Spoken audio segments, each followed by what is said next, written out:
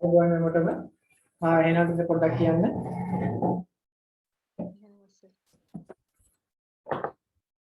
එනවනේ. හරි. එහෙනම් අපි යම් පාඩමකට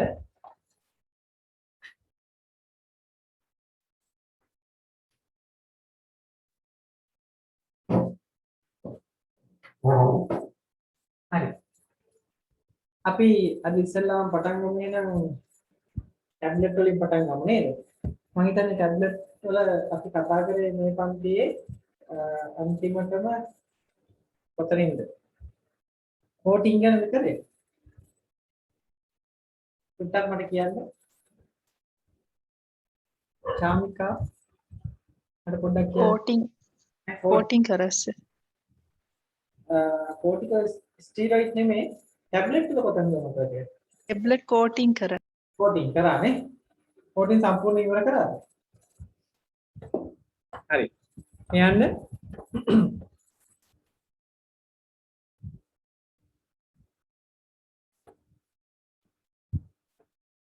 ටැබ්ලට් කෝටින් වල අපි ෆිල්ම් කෝටින් හරි ඒව කරාද සම්පූර්ණයෙන් ඉවර කරාද? එන්ටරික් කෝටින් මයික්‍රෝ එන්කැප්සුලේෂන් ඒව කරාද? කරානේ. කරස්ස. right එහෙනම් අපිට අද තියෙන්නේ එතනින් එහා කොටස ඉවැලුවේෂන් ටෙස්ට් කරාද? නැද්ද? yes ප්‍රියමාලි ඉවැලුවේෂන් ටෙස්ට් කරාද? නෑ සර්. නේද? හරි එහෙනම් අපි යමු. එහෙනම් අද තියෙන්නේ අපිට ඉවැලුවේෂන් ටෙස්ට් ටික. අපි මේක කරලා කංගාලයන් අනිත් පැත්තට ෆාමකොලොජි වලට කොටිකොස්ටිරොයිඩ් වල ඉතිරි කොටස අපි කතා කරමු. right ඉවැලුවේෂන් ටෙස්ට් ගත්තාම අත්‍තරම ටැබ්ලට් එකේ ඉවැලුවේෂන් ටෙස්ට් තියෙනවා කීපයක් තියෙනවා. අපි දැන සිටිය යුතු මේවා විශේෂ මේවා ටිකක් තියෙනවා. ඒකිනුත් අනිවාර්යෙන් දැනගෙන ඉන්න ඕන ටිකක් තියෙනවා එක්සෑම් එකේදී අනිවාර්යෙන් අහන ඒවා ටිකක්. හරි ටැබ්ලට් එක ඉවැලුවේට් කරන්නේ කොහොමද? ඉවැලුවේට් කරන්නේ මේමයි. ටැබ්ලට් එක මැනුෆැක්චර් කරාට පස්සේ අපි ටැබ්ලට් එකක ක්‍රියාකාරීත්වය හරි ඉවැලුවේට් කරන අවස්ථාවල් කීපයක් තියෙනවා. ඒ කියන්නේ සමහර අවස්ථාවලදී ටැබ්ලට් එක මැනුෆැක්චර් කරාට පස්සේ ඒකේ එක එක ඩිෆෙක්ට් එන්න පුළුවන්. මේ ඩිෆෙක්ට් අපි වළක්ව ගන්න ක්වොලිටි ටෙස්ටිං කරන්න ඕනේ. එහෙම නැත්නම් තව අවස්ථාවලදී කරනවා. ඒ තමයි අපි ටැබ්ලට් එක මාකට් එක නිදාස් කරාට පස්සේ මේ මාකට් එකේ මොනවා වෙන්න පුළුවන්ද? යම් කිසි කාලයක් යනකොට යම් ටැබ්ලට් ක්වොලිටි ෆේලියර් වීමක් වෙන්න පුළුවන්. එතකොට ක්වොලිටි ටෙස්ටිං වලට අපි යවන්න වෙනවා මේක. ඉතින් මේ අවස්ථා දෙකේදීම අපි ක්වොලිටි ටෙස්ටිං කරනවා. එහෙම ක්වොලිටි ටෙස්ටිං කරන්න ඕන ඉස්සෙල්ලාම අවස්ථාව තමයි ටැබ්ලට් එක මැනුෆැක්චර් කරාට පස්සේ අපි ඒ ක්වොලිටි ටෙස්ටිං ටික කරන්න ඕන සාමාන්‍යයෙන්. හරි. මොනවද තියෙන ක්වොලිටි ටෙස්ටිං ටික? එක මොකද්ද? පළවෙනි එක ෂේප් එක. ටැබ්ලට් එකේ ෂේප් එක මේක නම් according to the monograph. according to the monograph. ඒ කියන්නේ අදාළ පොතට අනුව. හරි? ඒ කියන්නේ අපි ගත්තේ හැදුවේ ටැබ්ලට් එක මොකෙන්ද? අපි හිතමු හැදුවේ අපි BP එකට අනුව කියලා. බ්‍රිටිෂ් ෆාමකෝපියා එකට අනුව. හරි? අපි හැදුවේ සමහරවිට IP එකට අනුව. ඉන්ටර්නැෂනල් ෆාමකෝපියා එකට අනුව. නැත්නම් USP එකට. ඒකේ සඳහන් වෙලා තියෙනවා ටැබ්ලට් එකේ ෂේප් එක. ඒ ෂේප් එකට අනුව තමයි අපි හදන්න ඕනේ. හරි? උදාහරණයක් ඒක සමහර විට ස්ෆෙරිකල් ෂේප් වෙන්න පුළුවන්. හරි? එහෙම නැත්නම් මේ විදිහට ඉලොන්ගේට් එකක් වෙන්න පුළුවන්. හරි? එක එක හැඩේ වෙන්න පුළුවන්. හරි? ඒක ඉතින් මේ අදාළ විදිහට හදලා තියෙන හොඳම උදාහරණයක් වල දැකලා තියෙන්නේ පැරසිටමෝල් පෙත්ත මේක ඉලොන්ගේට් ෂේප් එකක් තියෙන්නේ. ඉතින් මේක USP එකට අනුව තියෙන්නේ. වල එකට හොස්පිටල් එකේ තියෙන ග්‍රවුන්ඩ් එකක්. ඒක BP එකට අනුව හදපු එකක් තියෙනවා. ඉතින් ඒකින්ද ෂේප් එක අපි සාමාන්‍යයෙන් ටැබ්ලට් මැනුෆැක්චරින් කරාට පස්සේ කරන ටෙස්ට් එකක්. මේක ඉතින් අර මාකට් එකට දාලා ක්වොලිටි මේ ෆේලියර් වුණාම එතකොට කරන ටෙස්ට් එකක් එහෙම නෙමෙයි මේක. හරි? මේක කරන්නේ මැනුෆැක්චරින් කරාට පස්සේ. රයිට්. ෂේප් ඊට පස්සේ දෙවෙනි එක. ආයි මොනවද? ටැබ්ලට් එක ආයි මොනවද තියෙන්නේ අපි බලනවා. අපි shape එක බැලුවා. අය මොකද? weight එකත් බලන්න ඕනේ නේද අපි? සාමාන්‍යයෙන් weight එකත් බලනවා. හරි? weight එක වගේම තව විශේෂ එකක් තියෙනවා. appearance එක. පෙනුම.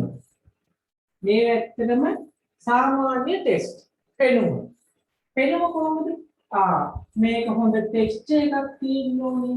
මේ ටෙක්ස්චර් එක ලොස් වෙන්න බෑ. හරි? හොඳ ස්මූත් ටෙක්ස්චර් එකක් තියෙන්න ඕනේ.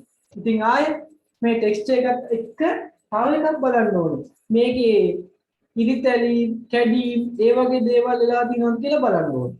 හරි? appearance එක යටතේ අපි චෙක් කරනවා යුනිෆෝම් ටෙක්ස්චර් එක.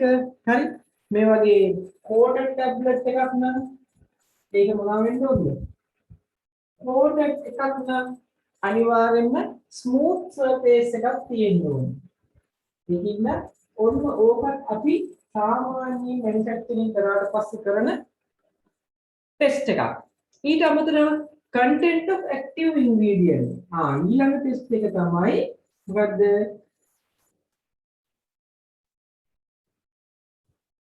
content of active ingredient. ඒ කියන්නේ active ingredient කියන්නේ ඒකේ තියෙන සක්‍රිය සංඝටකයේ තියෙන ප්‍රමාණය. මේ ප්‍රමාණය සමහර වෙලාවල් වලදී මොනවා වෙනවද? අපි මේකේ ප්‍රමාණය අපි සලකා බලනවා මේ විදිහට. කොහොමද? සාමාන්‍ය active pharmaceutical ingredient එක අපි හැදුවට පස්සේ ටැබ්ලට් එකක් හැදුවට පස්සේ 190 ඉඳන් හරි 110 දක්වා වෙනස් වෙන්න පුළුවන් රේන්ජ් එකකට. ඉතින් මේක සාමාන්‍ය හැම එකේම එකම ප්‍රමාණය නැහැ. හරි? ඒක වෙන්න හේතු ගොඩක් තියෙනවා. එකක් තමයි ග්‍රැනියුලර් සයිස් එක අපි වෙනස් වීම. ඒකාකාරීව ග්‍රැනියුල්ස් අරන් හදලා නැති වීම. අපි ඒකනේ ග්‍රැනියුලේෂන් වලදී අපි සීවිං කරන්නේ. අපි හලන්නේ ඒකනේ පෙනේරකින් එකම සයිස් එකේව ගන්න. එහෙම එකම සයිස් එකේව ආපු නැති වුණාම මොකද වෙන්නේ? active ingredient එක ප්‍රමාණය ටැබ්ලට් එකේ දිනම වෙනස් වෙන්න පුළුවන්. හරි. ඉතින් මේක කරන්නේ කොහොමද? මේක කරන්නේ පෙති 20ක් අපි ගන්නවා. සාමාන්‍යයෙන් පෙති 20ක් ගන්නවා. පෙති 20ක් අරගෙන අපි 20ම බර එකවර තිරලා average weight එක ගන්නවා. කොහොමද? average එක ගන්නවා. average weight එක ගන්නවා. අරගෙන ඉවරලා අපි මේ පෙති 20ම බර හරි 1 2 3 4 5 6 7 20 දක්වා ලියා ගන්නවා. 20ම බර වෙන වෙනම කියා ගන්නවා. හරිද? 20ම බර වෙන වෙනම කියා ගන්නවා. මේක කොයිතරම් දුරට මේ රේන්ජ් එකකින් එහාට මෙහාට යනවද කියලා බලන්න ඕනේ. 90ත් 110ත් අතර පළවෙනි ටැබ්ලට් එක තිබ්බා. දෙවෙනි එකක් තිබ්බා. තුන්වෙනි එකව 105. ප්‍රශ්නයක් නැහැ.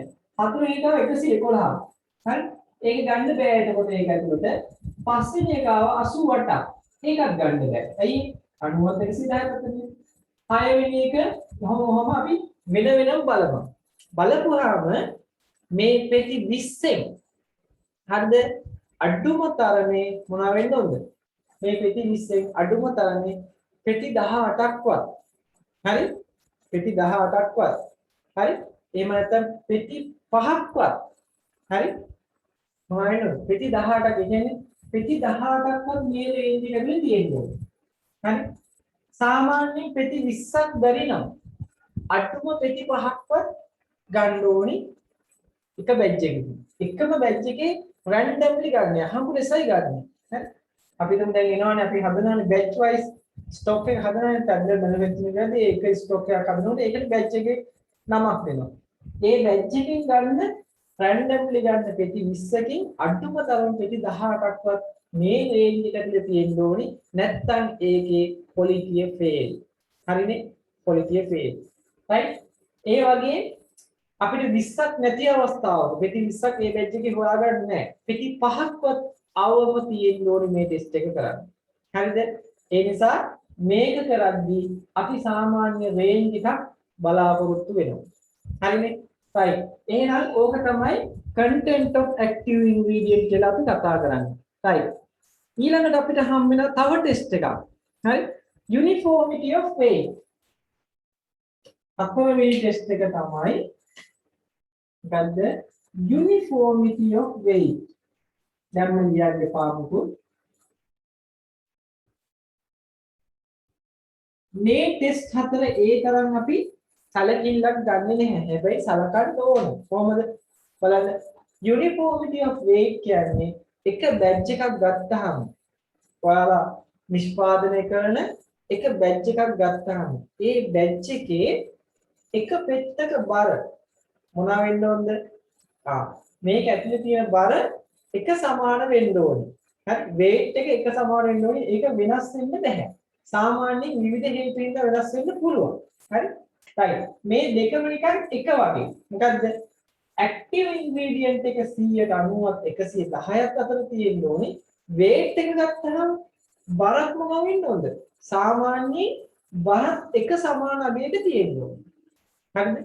බරත් කොහොමද එක සමාන විදිහට ගන්න? මේ විදිහටම ගන්න පුළුවන්. හරි? මේකේ මට ඉස්සෙල්ලාම කියන්නේ මේ බර තමයි කියුනේ. මේක ඇත්තට මේක ඇක්ටිව් ඉන්ග්‍රීඩියන්ට් එක අපි මයින් ඕනි. මේකෙදි මයින් ඕනි weight එක. පෙති 20ම weight එක ගන්න. ඇක්ටිව් ඉන්ග්‍රීඩියන්ට් එක මයින් කොහොමද? ටයිට්‍රේෂන් එකක් කරලා. අනුමාපනය කරන්න පුළුවන්. හරි?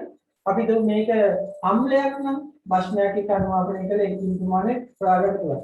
හැබැයි මේකෙදි weight එකට අපි මේ ක්‍රමය තමයි කරන්නේ. කිසි ගැටලුවක් නැහැ. එක දෙක තුන දාලා බර ගත්තා.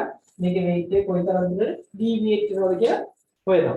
ඉතින් මේ uniformity of weight කියන එකයි content of active ingredient කියන එකයි අපි සාමාන්‍යයෙන් අනිවාර්යෙන් කරන එකක් තමයි ඕනම batch එකක් හැදුවට පස්සේ ඕනම ටැබ්ලට් එකක manufacture කරාට පස්සේ අනිවාර්යෙන් කරන්න ඕන එකක් තමයි මේ දෙක. සාමාන්‍යයෙන් මේ drugs මේ uniformity of weight කියන එකේ සාමාන්‍යයෙන් පෙති 20න් 18ක්වත් අඩුම තරමේ මොනවා වෙන්න ඕනේ? මේක ඇතුලේ තියෙන්න ඕනේ. ඒ කියන්නේ අඩුම තරමේ පෙති 20න් 18ක්වත් මේ විදිහට average weight එකට සාපේක්ෂව deviate වෙන්න බෑ. ඒක ඇතුලේ තියෙන්න ඕනේ. හරි? සාමාන්‍ය පෙති දෙකක් එහා මෙහා වුණොත් හරි මොකක් වෙන්න පුළුවන්ද? average weight එක වෙනස් වෙන්න පුළුවන්. ඒකින්ද බැච් එකේ quality loss වෙන්න පුළුවන්. හරි? ඒ නිසා අපි මේකෙදි කරන්නේ මේ content of active ingredient කියන එකයි uniformity of weight කියන එකයි සාමාන්‍යයෙන් ටෙස්ට් දෙක එකවර තමයි කරන්නේ. හරිද? ඒකින්ද මේක ගොඩාක් වෙලාවට හැම බැච් එකකටම අපි කළ යුතුයි. right. දැන් අපි පොඩි නෝට් එකක් දාගමු අනිත් ඒවාට යන්න කලින් මොනවද තියෙන ටෙස්ට් කියලා. හරි? දාගමු අපි එහෙනම් evaluation test for tablet. right. ඔයාලට මම පෙන්නන්න evaluation test for tablet. මම බලාගන්න. right. මොනවාද ටෙස්ට් එක? පළවෙනි එක shape of tablet, දෙවෙනි එක appearance of tablet, තුන්වෙනි එක content of active ingredient in tablet, uniformity of weight. හරි? ඊළඟ ඒවා තමයි වැදගත් ඒවා. අනිවාර්යෙන් ටෙස්ට් කළ යුතු ඒවා. disintegration test, dissolution test, mechanical strength, friability. හරි? disintegration, dissolution, mechanical strength, friability. මේ ටෙස්ට් අට නම් මතක තියාගත යුතුමයි. හරිද? ඒකෙන් වැදගත්ම හතරක් මතක තියෙන්න ඕනි. මොනවාද? disintegration, dissolution, mechanical strength, friability test. හරි?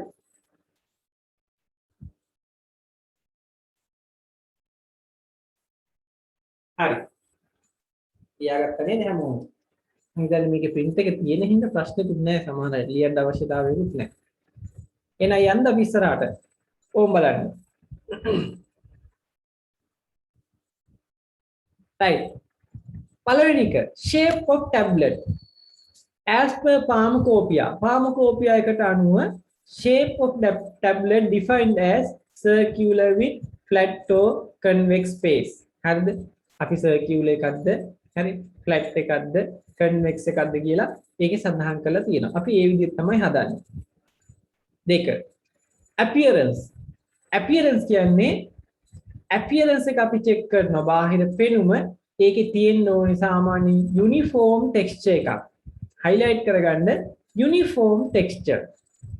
හරි? ඊට පස්සේ coated tablet එකක් නම් ඒකේ smooth surface එකක් තියෙනවා. coat එකක් තියෙනවා coat එකේ වලගොඩලි තියෙන්න බෑ. හරි? right. ඊට පස්සේ content of active ingredient. active ingredient ප්‍රමාණය ගත්තාම හරි? මම අර ඉස්සෙල්ලා කිව්වා වගේ අපි මොකද කරන්නේ?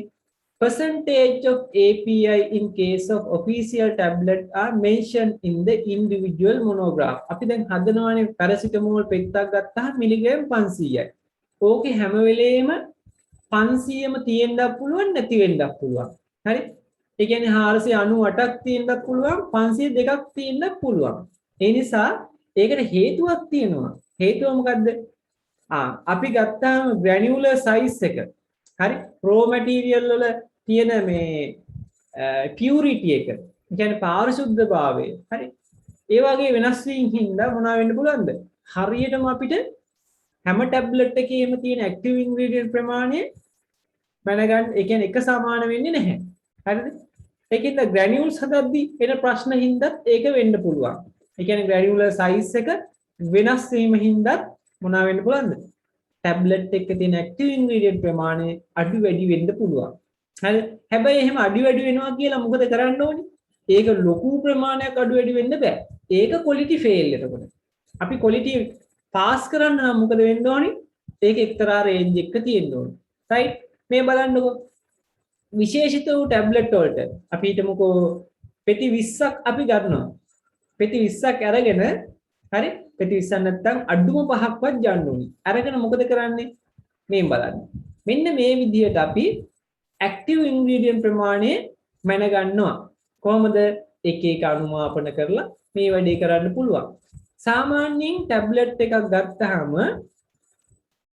90වත් 110ත් අතර ඩ්‍රග් එක තියෙන්න පුළුවන්. හැබැයි ඒක ඩීවියේට් වෙනවා මොනවයින්ද? ඒකේ තියෙන ස්ට්‍රෙන්ත් එක අනුව. අපි හිතමු ටැබ්ලට් එකේ ස්ට්‍රෙන්ත් එක මිලිග්‍රෑම් 120ක් හෝ 120කට වඩා අඩු නම් අපි හිතමු සල්බියුටමෝල් පෙත්ත මිලිග්‍රෑම් 4යිනේ තියෙන්නේ. පෙත්තක් ගත්තොත් එහෙම ඒක මොනවා වෙන්න පුළුවන්ද? සාමාන්‍යයෙන් පෙති 15ක කරොත් එහෙම 0.2යි වෙනස් වෙන්න පුළුවන්. එහා මෙහා වෙන්න පුළුවන්. ඒ කියන්නේ සල්බියුටමෝල් පෙත්තක් මිලිග්‍රෑම් 4යි නම් එක්ක 3.8ක් 4.2ක් අතර තමයි ඒ රේන්ජ් එක තියෙන්නේ. පෙති 10ක කරනවා නම් 0.7ක වෙනසක් තියෙනවා. ඒ කිව්වේ අපි හිතමුකෝ 3.3යි 4.7යි අතර තියෙනවා. ඔය විදිහට මොකද කරන්නේ අපි? ඩීවියේෂන් එකක් දෙන්න පුළුවන්. මේ පොත්වල සඳහන් වෙලා තියෙනවා මෙන්න මේ විදිහට තියෙන්න පුළුවන් කියලා.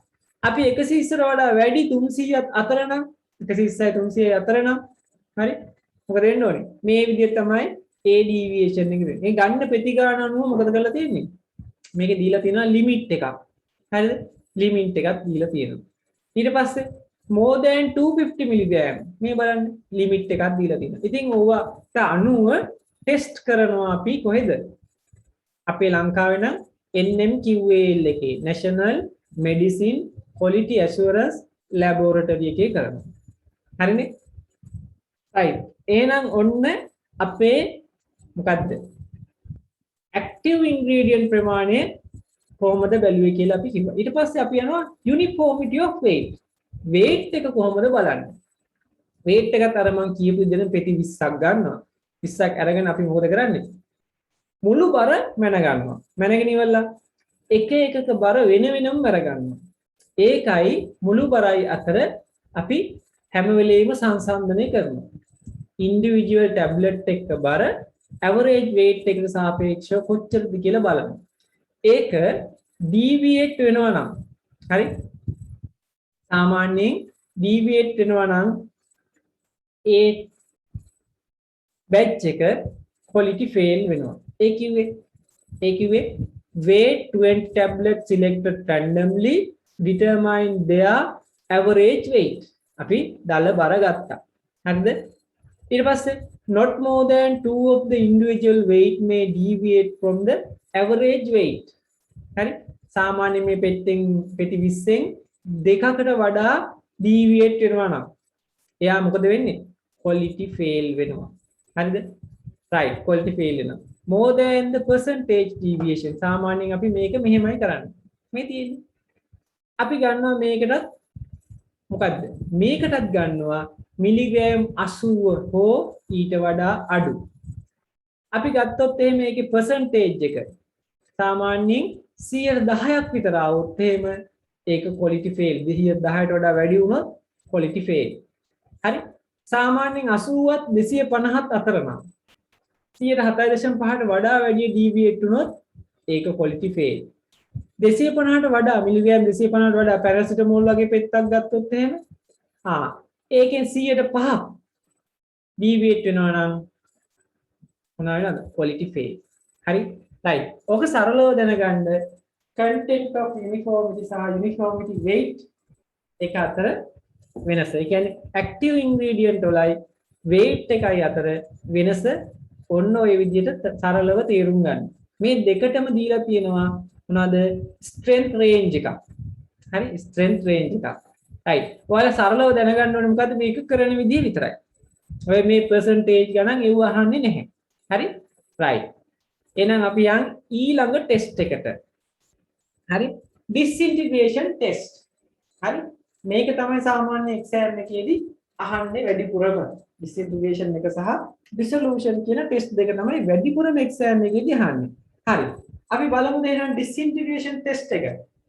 right. ඉස්සෙල්ලා මම මේක පෙන්නලා ඉන්නම්. disintegration test. හරි? කොහොමද කරන්නේ? මෙන්න මේ වගේ ගැජට් එකක් තමයි තියෙන්නේ. හරි? මේ බලන්න මේකේ තියෙනවා ඉහළ පහළ යන පොඩි ඇටෝම. හරි? ඒක අපේ ඇඟේ ආහාර ජීර්ණ පද්ධතියේ චලනයට සමානයි. හරිද?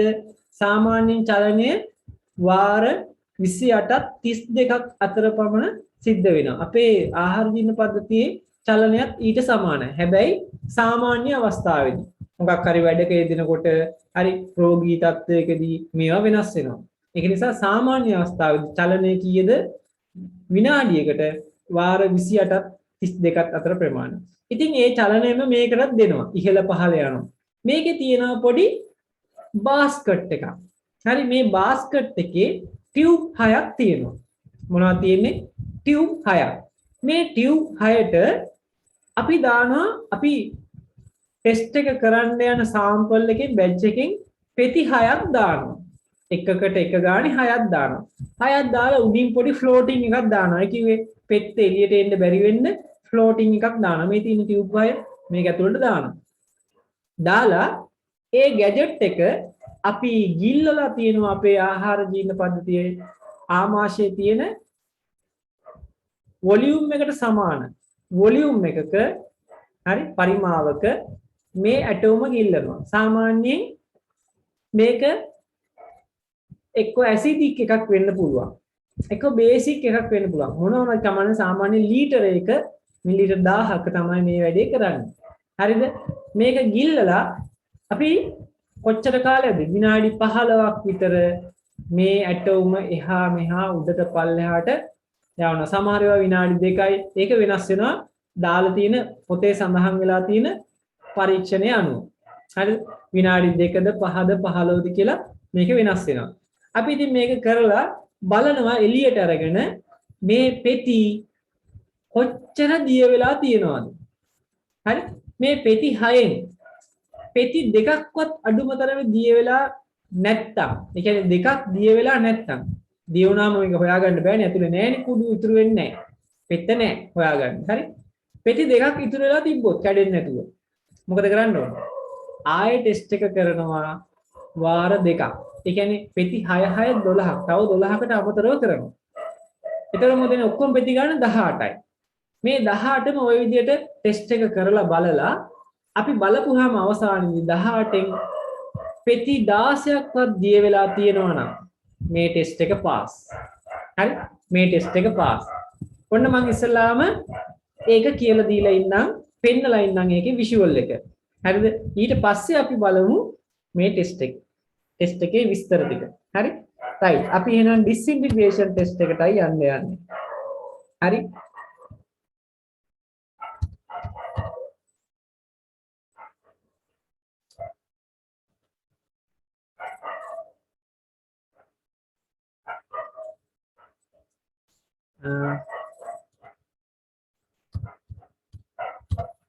right.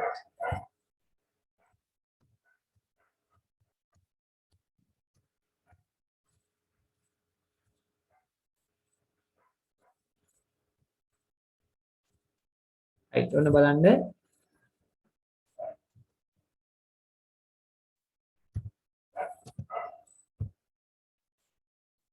right. මෙන්න අපේ ටෙස්ට් එක.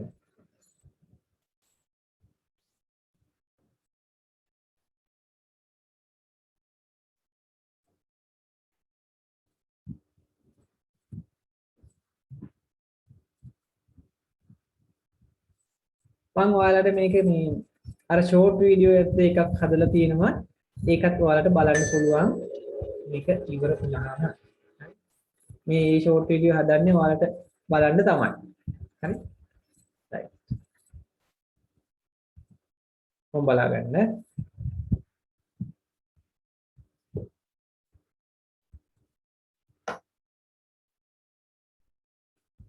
right. හැමෝටම මේක පේනවනේ.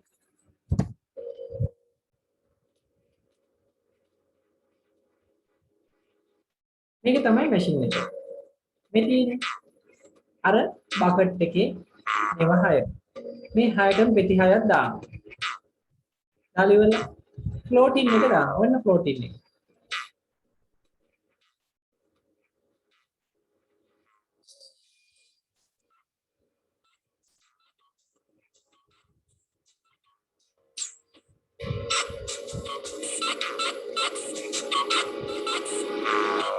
දාලා මොකද කරන්නේ? අපේ ඇඟේ උෂ්ණත්වයට සමාන උෂ්ණත්වයක තියාගෙන මොකද මේ ඇටෝම ඉහළ පහළ ගමන් කරනවා. හරි? දැන් මේක නම් විනාඩි 19ක් කරනවා. 20ක් කරනවා. හරි? හරි. මේ විදිහට අපි ඕන වාර දෙකක් තුනක් එකවර කරන්න පුළුවන් මේ මැෂින් එකේ හැටි. සමහර වෙලාවට තියෙනවා වාර 3ක් එකවර කරන්න පුළුවන්. මේ බලන්න පෙත්ත ඉහළ පහළ යනකොට පෙත්ත ඩිසින්ටිග්‍රේට් වෙනවා.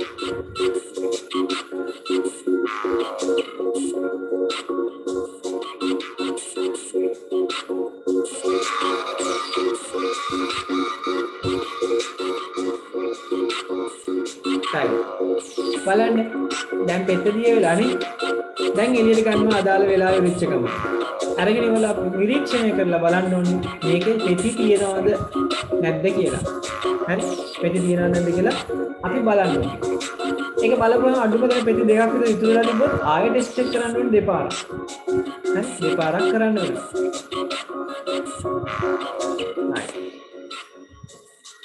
ඕක තමයි disintegration test එක කියන්නේ. අපි බලමු මේක කොහොමද කරන්නේ කියලා. හරි. බලන්න මෙන්න මේ විදිහට. කොහොම බලන්න ටෙස්ට් එකේ සඳහන් වෙනවා මෙන්න මේ කාරණාව. හරි? right. disintegration test එකේ බලන්න tablet disintegrate හරි?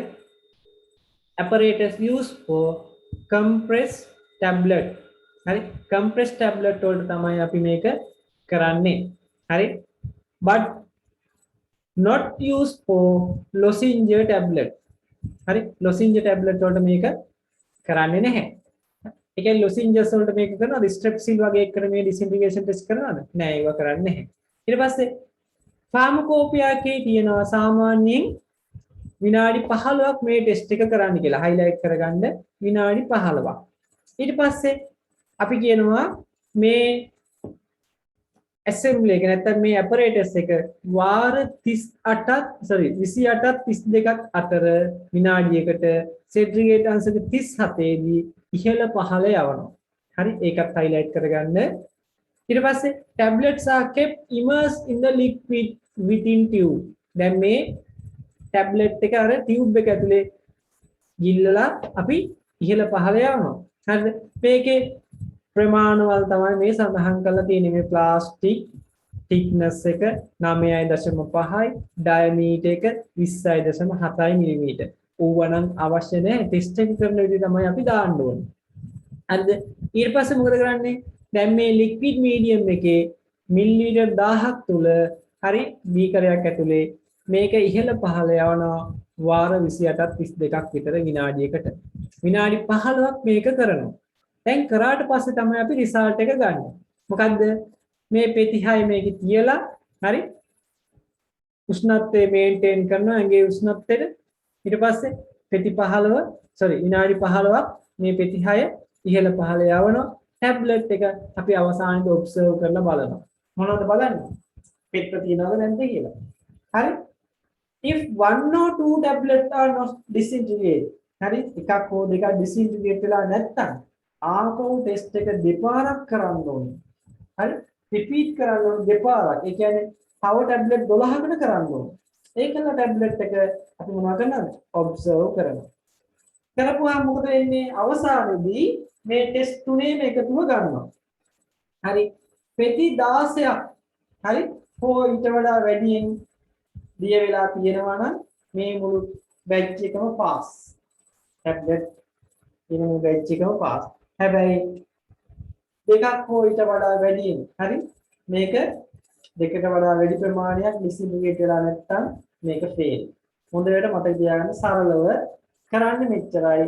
ඇටෝම ගත්තා සෙන්ටිග්‍රේඩ් අංශකය 37 මිලිලීටර් 1000ක් ඇතුලේ ඇටෝම විනාඩියට වාර 28ක් 32ක් විතර ඉහළ පහළ යවනවා. යවලෙවලා අපි ටෙස්ට් එක කරලා බලනවා පළවෙනි පෙති 6ට. පෙති 6ම දිය වෙලා තියෙන ප්‍රශ්නයක් නැහැ. මුළු බැච් එකම පාස්. හැබැයි එකක් හෝ දෙකක් ඉතිරි වෙලා තියෙනවා නම් දිය වෙන්නේ නැතුව මොනවද වෙන්නේ? නැවත තව දෙපාරක් රිපීට් කරන්න ඕනේ. ඒ කියන්නේ පෙති තව 12ක්. ඒ කියන්නේ ඔක්කොම 18කට අපි කරනවා.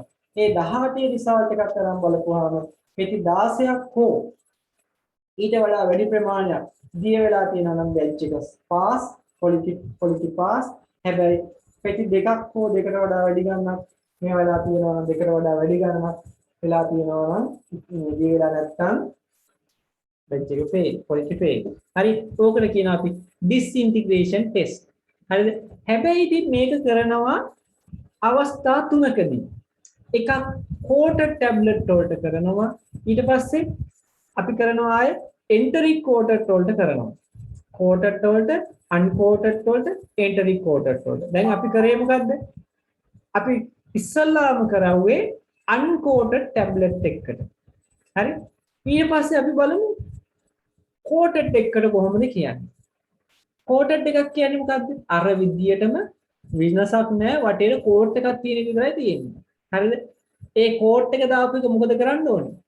අපි අර විදියටම මොකද සාමාන්‍යයෙන් coat එකක් ගිය වෙන්නේ නැහැ ලේසියකට uncoated tablet එකකට වඩා. හරිද? ඒකින්ද මේක අපි වතුරේ ගිල්ලලා තියෙනවා room temperature එකේ විනාඩි 5ක්. හරි මේ basket එක.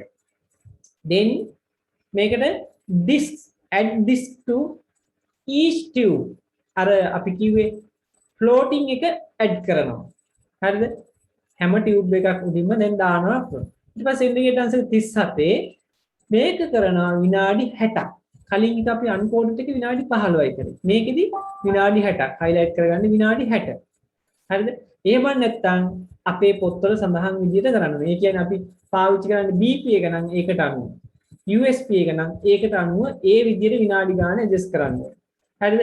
ඊට පස්සේ අපි බලනවා මේක සාමාන්‍යයෙන් ආමාශයේදී තියෙන්නේ මොන වගේ තත්ත්වයක්ද? ආම්ලික තත්ත්වයක්. හරිද? ඊට පස්සේ අපි මොකද කරන්නේ? if any case tablet has not disintegrate අන්න මොනවා හෝ හේතුවක් හින්දා ටැබ්ලට් එක මේ වතුරේදී disintegrate වෙන්නේ නැත්තම් අපි මොකද කරන්නේ?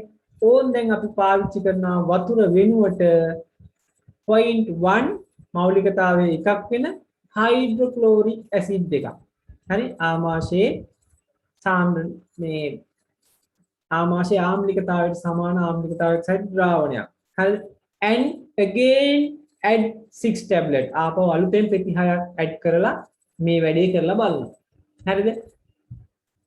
The test is repeated on 12 additional tablets if one or two tablet is still to fail disintegrate. අර ඉස්සල්ලා එකේ වගේම මේ පෙති 6 දාලා බලපුවාම පෙති 6 දාපුවාම පෙති 6ම දිය වෙනවා ප්‍රශ්නයක් නැහැ. එකක් හෝ දෙකක් දිය වෙන්නේ නැත්නම් ආපහු පෙති 12කට ටෙස්ට් දෙකක් රිපීට් කරන්න ඕනේ.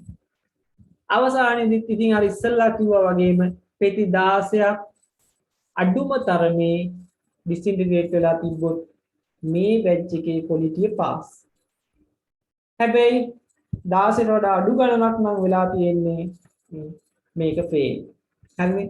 මේ ඇවිල්ලා coded tablet එක කරන ක්‍රියාවලිය. අරකට වඩා වෙනස් වෙන්නේ මොකද්ද මේකේ? මේකේ වෙනස් වෙන්නේ පළමුව විනාඩි 5ක් ගිල්ලලා තියෙනවා වතුරේ. ඊට පස්සේ මේකේ වතුරේ සෙන්ටිග්‍රේඩ් අංශක 37 පයක් කරනවා ටෙස්ට් එක. ඩිසින්ටිග්‍රේට් වෙන්නේ නැත්නම් අපේ ආමාශය කන්ඩිෂන් එක දෙනවා. හරි 0.1 HCl වල පයක් මේ විදිහට ටෙස්ට් එක කරනවා. හරිද? කරනවා. ඒ කරලා බලපුවාම එන රිසල්ට් එක අර මුලින් කරපු විදිහටම අපි ටෙස්ට් කරලා බලනවා. ඕක තමයි disintegration method for coated tablet. දැන් ඔන්න uncoated කරා coated කරා. දැන් යනවා අපි enteric coated වලට. දැන් ඔයාලට enteric coated කියන්නේ මොකක්ද කියලා දෙන්න වෙයි නේද? මම මුලින්ම කිව්වා. තමන්නේ. මෙහෙම බලාගන්න. enteric coating කියන්නේ හැම වෙලෙම ආමාශයේ මේක ආමාශය නම් ආමාශයේ සාමාන්‍යයෙන් ඇසිඩික් කන්ඩිෂන් එකක් තියෙනවා. මේ ඇසිඩික් කන්ඩිෂන් එකේදී බෙහෙත විනාශ වෙන එක වළක්වන්න. ඒ කියන්නේ අපිට ආමාශයේ ක්‍රියාකාරී නොවි අපිට ඕනේ ඇක්ෂන් එක ගන්න මේ අන්ත්‍රයෙන්. අන්ත්‍රේ නේද ගන්න ඕන නම් පෙත්ත අන්ත්‍රේ දෙන්න එපා. දෙන්න කලින් විනාශ වෙන එක වළක්වන්න අපි දානවා මේක වටේට ඇසිඩ් රෙසිස්ටන්ට් පෝට් එකක්. ඇසිඩ් හැමුවේ දිය නොවන පෝට් එකක්. මේ පෝට් එක දාපුවම මොකද මේක දිගේ මෙහෙම ඇවිල්ලා මේක බාෂ්මයෙන් හැමුවේදී මෙහෙ තියෙන බාෂ්මික කන්ඩිෂන් එකේ මේ පෝට් එක තියෙනවා. ඉතින් අපි වත් කියන එන්ටරික් කෝටඩ් කියලා. ඉතින් මේ අපි එන්ටරික් කෝටඩ් ටැබ්ලට් වලට මේ ටෙස්ට් එක කරද්දී අපි දාන වාදනයේ ඇසිඩික් කන්ඩිෂන් එකක් නම් තියෙනවා. කියන්නේ ඇසිඩික් අර ඉස්සෙල්ලා වගේ 0.1 HCl එකක නම් මේක කරන්නේ. දිය වේද කවදාකවත් දිය වෙන්නේ නැහැ. ඇයි ඒ? ඇසිඩ් රෙසිස්ටන්ට් පෝට් එකක් තියෙනවා. ඒකෝ ටෙස්ට් එක වේද ඩිසින්ටිග්‍රේට් වේද නැහැ. ඒකෙන් අපි කරන්න ඕනේ මොකද්ද? ඉස්සෙල්ලා ඒක ටෙස්ට් කරලා බලනවා. දිය වෙනවද නැද්ද කියලා. ඊට පස්සේ අපි බාෂ්මික ද්‍රාවණයක් මේකට පාවිච්චි කරනවා. ඕන බලන්න බාෂ්මික ද්‍රාවණයක් පාවිච්චි කරනවා. right. මේ බලන්න. අපි enteric coated එකකට යනකොට මෙන්න මෙහෙමයි කරන්නේ. Place on the tablet each of the 6 tube of the basket. සාමාන්‍ය පරිදි basket 6 ওই විදිහට දෙනවා. අර ඉස්සල්ලා කරා වගේම මේකේ තියෙන පෙති ටික room temperature එකේ විනාඩි 5ක් ගිල්ලලා තියෙනවා. හරිද? ඊට පස්සේ apparatus එකේ ඉස්සල්ලා වතුරේදී තිබ්බේ පැයක්. දැන් මේකෙදි කෙලින්ම 0.1 N HCl වල පැය දෙකක් තියලා තියෙනවා. දිය වේද කවදාකවත් නෑ. දිය වෙන්නේ නෑ. හරි? දිය වෙන්නේ නෑ. ඊට පස්සේ if no any tablet show disintegrate වෙලා නැත්තම් කොහොමද වෙන්නේ නෑනේ. ඕ crack වෙලත් නැත්තම්. හරි? then add this and operate the apparatus using phosphate buffer. pH එකේ 6.8ක highlight කරගන්න. pH 6.8ක. හරි? phosphate buffer එකක් ඇතුලේ මේක පැයක් කරනවා. පැයක් කරලා බලනවා. මම තමයි මේ වෙලාවල් ටික මතක තියාගන්න. හරි? පැයක් කරනවා. ඊට පස්සේ then observe the tablet. ඔන්න අපි පෙති ටික බලනවා. හරිද? අර විදියටම පෙති 6 දිය වෙලා නම් කිසි ගැටලුවක් නැහැ. මොකද කරන්න ඕනේ? පෙති 6 දිය වෙලා නම් අනිවාර්යෙන් ටැබ්ලට් එකේ quality එක pass. හැබැයි දිය වෙලා නැත්නම් පෙත්තක් හෝ දෙකක් අපිට ආපහු ටෙස්ට් එක රිපීට් කරන්න වෙනවා දෙපාරක්. හරි? තව පෙති 12කට. ඔක්කොම පෙති ගන්න 18යි. 18න් 16 හෝ ඊට වඩා වැඩි ගණනක් දිය වෙලා නම් කිසි ගැටලුවක් නැහැ. pass. හැබැයි පෙති දෙකට වඩා වැඩි ගණනක් දිය වෙලා නැත්නම් මේක fail. දැන් හරි නේද? disintegration test කියන එක exam එකේදී නිතර අහලා තියෙනවා. හරි? මේක අහලා තියෙන හේතුව තමයි සාමාන්‍ය පෙත්තක් අපි බිව්වට පස්සේ අපේ ආමාශයේදී මොනවා වෙන්න ඕනද? අනිවාර්යෙන් දිය වෙන්න ඕනේ. නැත්තම් ගල් ගෙඩියක් වගේ මේක ආමාශයේ තිබ්බොත් මොකද වෙන්නේ? අනිවාර්යයෙන්ම ලොකු ගැටලුවක් එනවා. මොකද්ද ගැටලුව? පෙත්ත දිය වෙන්නේ නැති එකනේ. පෙත්ත දිය වෙන්න කියන ඇක්ෂන් එකක් එනවද? ඇක්ෂන් එකක් එන්නේ නැහැ. ඒ නිසා මතක තියාගන්න ඇක්ෂන් එකක් එන්නේ නැති හින්දා අපි අනිවාර්යෙන් මේ ටෙස්ට් එක කරන්න ඕනි ටැබ්ලට් හදපු ගමන්. හදලා ඉවර වුණාම මැනුෆැක්චරින් කරාට පස්සේ මේ ටෙස්ට් එක කරන්න ඕනේ. ඇයි? අපිට හොයාගන්න බෑනේ මේක ඩිසින්ටිග්‍රේට් වෙනවද නැද්ද කියලා.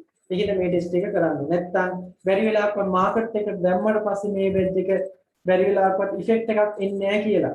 කවුරු හරි කම්ප්ලේන්ට් එකක් දාලා තිබ්බොත් හරි කන්සල්ටන්ට් කෙනෙක් අපි දුන්න ඉෆෙක්ට් එකක් එන්නේ නැහැ මේ ඩ්‍රග්ස් වල වැඩක් නැහැ මේවා කියලා කම්ප්ලේන්ට් එකක් දැම්මොත් ඒකේ ක්වොලිටි ටෙස්ටිං වලට යවනවා. යවනකොට එයාලා කරන ඔය ටෙස්ට් ටික මොනවද? ඩිස්ඉන්ටිග්‍රේෂන් ටෙස්ට් ඔය ටෙස්ට් ටික කරනවා. කරලා බලනකොට අහු වුණොත් එහෙම කොහෙද හෝ තැනකදී ඩිස්ඉන්ටිග්‍රේෂන් ෆේල් කියලා. මොකද වෙන්නේ? ඉවරයි. කම්පැනියම ඉවරයි. හරි? අනිවාර්යයෙන් මේ බැච් එකම ඒ කම්පැනියෙන් ඒ රිලීස් කරපු මුළු බැච් එකම මොනවා කරනවද? විත්ඩ්‍රෝ කරනවා මාකට් එකෙන්. තියන්න දෙන්නේ නැහැ. හරි? ඇයි වැඩක් නැහැ? මිනිස්සු සල්ලි දීලා ගන්නවා. ඒක ඉෆෙක්ට් එකක් නැහැ. ඒක නිසා අනිවාර්යෙන් විත්ඩ්‍රෝ කරනවා. සමහර අවස්ථාවල මම දැකලා තියෙනවා ඔයාලා අහලා ඇති ඩැෆ්නා කියලා කම්පැනි එකක් තියෙනවා තාමත් තියෙනවා. ඩැෆ්නා ෆාමසිටිකල්. එයාලගේ තිබ්බේ මේ කාබිමසෝල් ටැබ්ලට් එක. හරි? කාබිමසෝල් ටැබ්ලට් එක ලංකාවේ නිෂ්පාදනය මේක මොකද උනේ? එකපාරක් ක්වොලිටි ෆේල් වුණා. ඩිස්ඉන්ටිග්‍රේෂන් ෆේල්. හරි ක්වොලිටි ෆේල් වුණා. හරි? ඒක ඇවිල්ලා එන්ටරි කෝඩඩ් නෙමෙයි. මේක ඇවිල්ලා නිකන් කෝඩඩ් අන්කෝඩඩ් ටැබ්ලට් එකක් තිබ්බේ. ඒකේ ක්වොලිටි මේ ඩිස්ඉන්ටිග්‍රේෂන් එක ෆේල් වුණා. ඉතින් ඒ කියන්නේ ඒ ටැබ්ලට් එක වැඩක් නැහැ. හේතුවක් තිබ්බා. ඩැෆ්නා කම්පැනි සම්පූර්ණයෙන්ම ගවර්න්මන්ට් සෙක්ටර් එකේ තහනම් කරා. ආයෙත් හැබැයි දැන් ආපහු ඩැෆ්නා විතරයි ගෙන්නන්නේ. කාලයක් තිස්සේ මේක තහනම් වෙලා තිබ්බා. ඒ කියන්නේ ඩිස්ඉන්ටිග්‍රේෂන් ටෙස්ට් එක ෆේල් නම් මොකද වෙන්නේ? කම්පැනිම වහලා දාන්න හේතුවක් වෙයි. ඒ නිසා අනිවාර්යෙන් මේ ටෙස්ට් එක අපි කළ යුතුමයි. හරිනේ? ඔන්න ඩිස්ඉන්ටිග්‍රේෂන් හරි. හරි. එහෙනම් ඔයාලා මතක තියාගන්න ඕනේ ඩිස්ඉන්ටිග්‍රේෂන් කරන අවස්ථා තුන මොකද්ද? එක පළවෙනි එක තමයි මොනවද? uncoated, coated, entry coated. uncoated වලට විනාඩි 15යි coated වලට කොච්චරද? පැයයි entry coated වලට පැයයි. හැබැයි ගිල්ලලා තියෙන වෙලාව වෙනස්. මොකද්ද? entry coated එක පැය දෙකක් අපි වතුරේ ගිල්ලලා තියලා තමයි ඉතිරි පැය කොහෙද ගෙනියන්නේද? පැය දෙකක් HCl වල ගිල්ලලා තියලා තමයි ඉතිරි පැය කොහෙද දාන්නේ? 0.1 HCl වලට ගෙනියන්නේ. හරිද?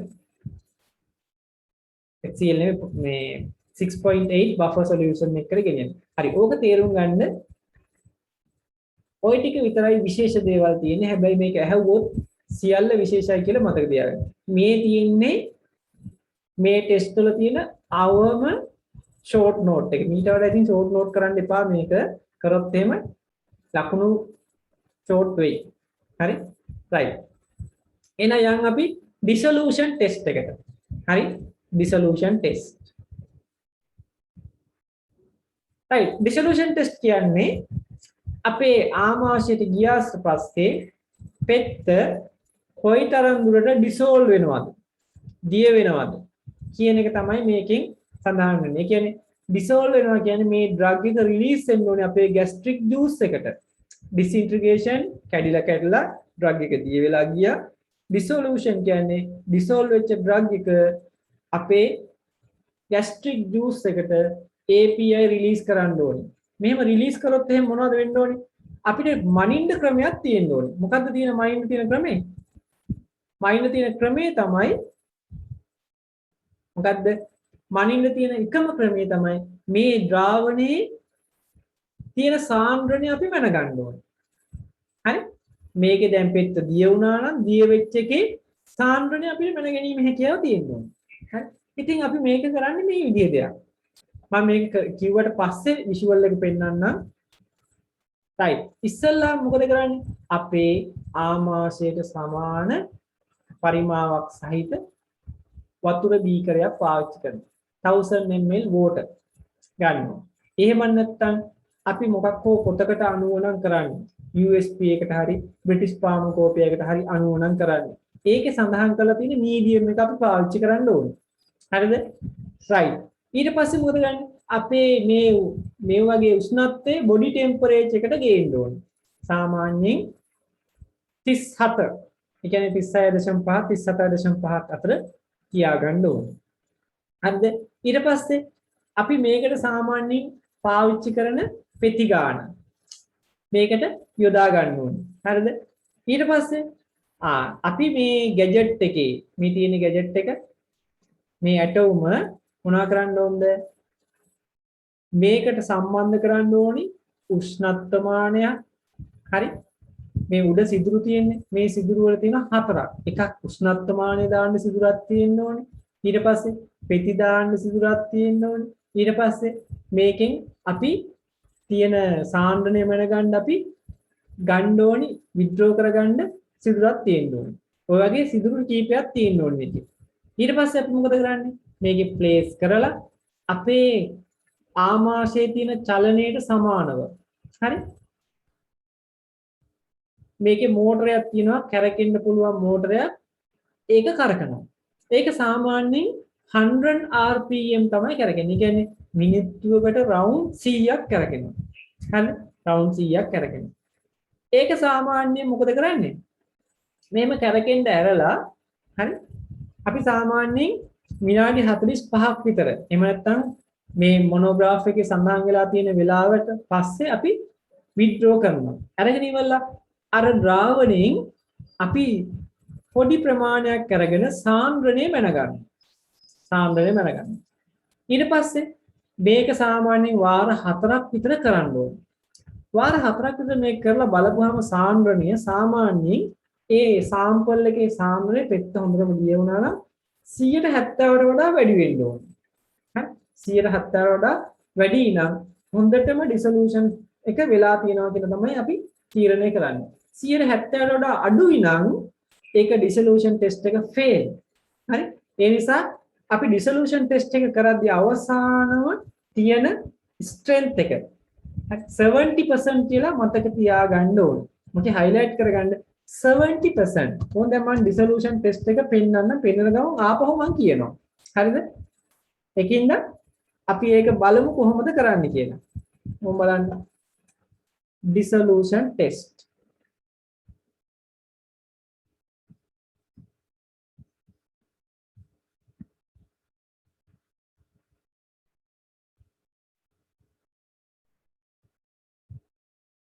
Hi guys, we're at UW Frankfurt. හරි ඔන්න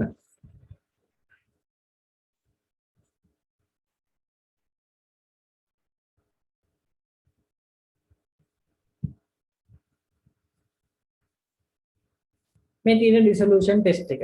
දැන් මෙයා මේ කරන්න යන්නේ. අපි බලමු මේක කොහොමද කරන්න කියලා. හරි? Right. It's a place where it is the dissolution in gastrointestinal tract is investigated using viral media. And for investigating the dissolution of viral media, you need dissolution tests. Usually we have those two vessels to investigate the dissolution of a drug in the stomach or intestine. For the fasted stomach, you usually use a low volume vessel, which is usually 250 milliliters. And for an intestine, you use 500 milliliters, which is this one. You can even go up to 1 liter. But for quality control, usually it's 900 milliliters, and for development, it's 500 milliliters. So those two are usually used to simulate the dissolution of drugs in the stomach or intestine. When investigating the dissolution of drugs, what we have to do first is to use the viral medium. And you have to introduce the viral medium to the vessel. Then you have to use this vessel and put it into a dissolution tester. You have to warm it up to 37 degrees Celsius. This is the temperature in a human being. And then you can actually start the dissolution tests. So the next thing to do is to introduce the drug or tablet or capsule into the vessel. But before that, you have to start the dissolution tester. And it's very simple. Let's start it. Now it's running. we are ready to go, we can introduce the drug. And we can take samples and see how the drug dissolves. Samples and some kind of a sampling device. Something device here. That's usually a free filter. This free filter 100 rpm just තමයි keeps the කරන්නේ. food particles out of your sample. So now we're ready to take a sample. What we do is take a syringe, connect it to the sampling device, මෙන්න and take a sample. sample එක ගන්න එක තමයි මේ. It's 5 milliliters. So we take out 5 milliliters. And the next thing we'll do is filter it. We take a filter which has compatibility with your drug. filter කරලා ගන්න ඕනේ. Filter ඒක it ගන්න back බෑ. into the vessel. The filter 4 milliliters back, so there should be some residual volume. And this residual volume will be introduced into an Eppendorf vial. You can also use a different vial. The sample is ready to be analyzed. You can use HPLC or even any other analytical method. That's it. දැන් මේක filter Very කරලා simple way යවන්න ඕනේ. of using viral media to simulate drug distribution under stomach and intestinal conditions. ඉතින් අපි millilitre එකක් ගත්තාම ඇති. Thank you.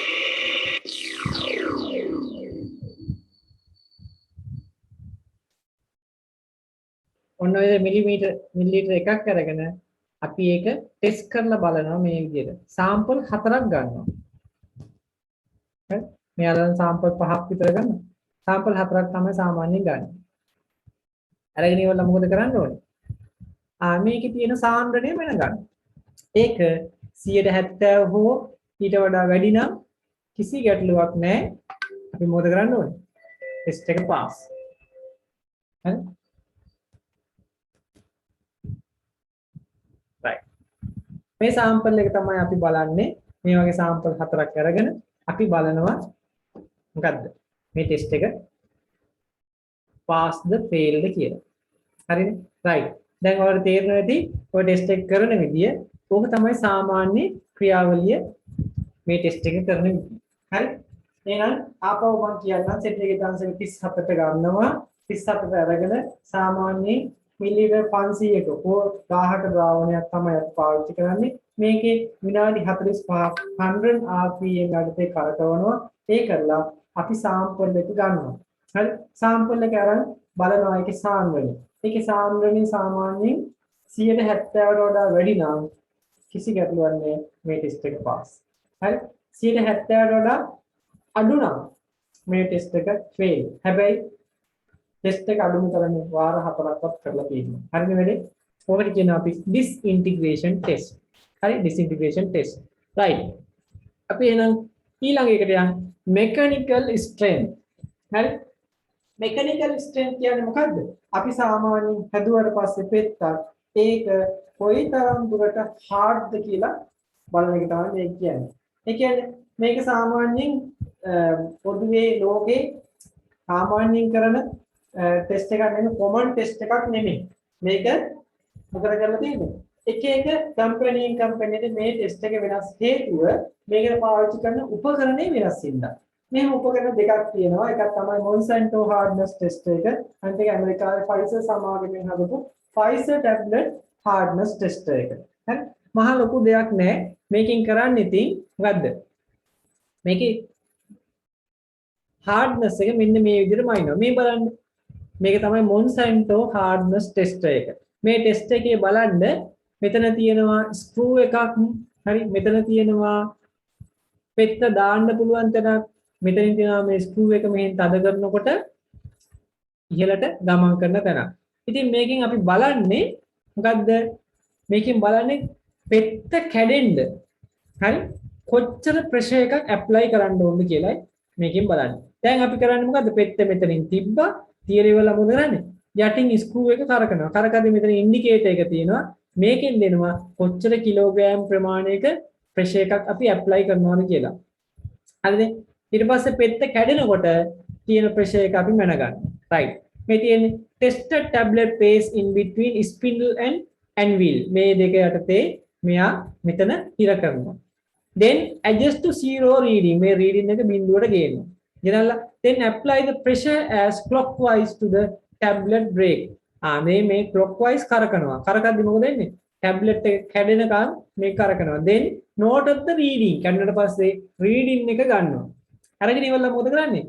then reading indicate the pressure which is need to break the tablet.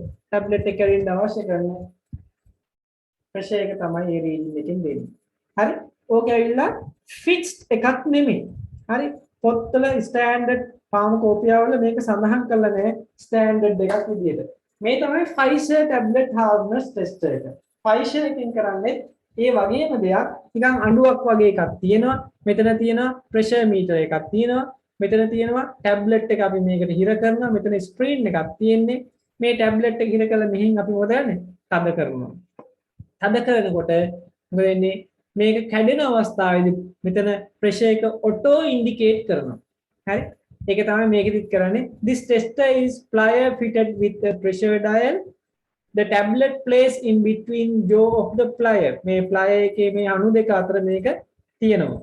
Pressure is applied by pressing the handle with hand until the tablet breaks. මේක කැඩෙනකල් අපි pressure එක apply කරනවා. එතකොට කැඩිච්ච ගමන් මොකද වෙන්නේ? reading එක මේ pressure meter එකේ සඳහන් වෙනවා. ඉතින් ඕකෙමුත් අපිට කැඩෙන්න අවශ්‍ය කරන pressure එක මැන ගන්න පුළුවන්. ඉතින් hardness test එක කියලා අපි කියන්නේ මොකද්ද? අපි කියන්නේ tablet එකක් කැඩෙන්න අවශ්‍ය කරන pressure එක මොකක්ද කියලා මේකෙන් අදහස් කරන්නේ. හරිනේ? right. එහෙනම් ඔන්න ඒ test එකත් අවසන්. අපි යනවා අවසාන වශයෙන් friability test එක. හරි friability test එක. friability test කියන්නේ මොකක්ද? friability කියන්නේ අපි hardness එක වගේම friability කියන්නේ අපි handle කරද්දී, transport කරද්දී, packing කරද්දී අපි භාවිතා කරනකොට පෙති කැඩෙන්න පුළුවන්. මේ කැඩීමේ හැකියාව දරා ගන්න පුළුවන් කොච්චරක් පුළුවන්ද කියන හොයන එක තමයි මේ ටෙස්ට් එකෙන් කරන්නේ. හරි? ඒ කියන්නේ කැඩෙන ප්‍රතිශතය බලන එක තමයි මේකෙන් කරන්නේ. හරි? friability test එක. මේක ඉතින් මෙන්න මේ වගේ මැෂින් එකක් තියෙන්නේ. මේ මැෂින් එකේ එක පැත්තකින් කැරකෙනවා. මොකද්ද? එක ප්ලාස්ටික් චේම්බර් එකක් සහිත රවුමක්. මේ චේම්බර් එක ඇතුළට අපි දානවා සාමාන්‍ය පෙති 20ක්. හරි? මේකේ මේ පාටිෂන් එකක් තියෙනවා ඇතුලේ. මේක කැරකෙනකොට මේ පාටිෂන් එකේ ඉඳන් වැටෙනවා. ඒ කියන්නේ සාමාන්‍යයෙන් වැටෙනකොට සාමාන්‍ය අඟල් 4ක් විතර වැටෙනවා. හරි? අඟල් 4ක් විතර මේක පහළට වැටෙනවා. ඒ කියන්නේ මේක කැරකෙනකොට මොකද වෙන්නේ? මේ පෙති 20ම අඟල් 4ක් පහළට වැටෙනවා. ඒ වගේ වාර 25ක් කැරකෙනවා විනාඩියකට. විනාඩියකට වාර 25ක්. හරි?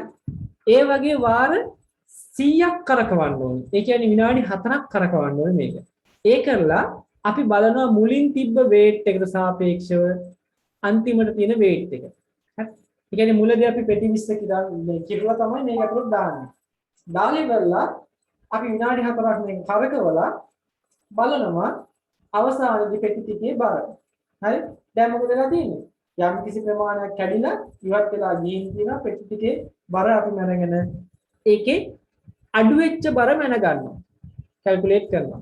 අඩු වෙච්ච බර සාමාන්‍යයෙන් 100.8ට වඩා අඩු නම් ඒ බැච් එක quality pass.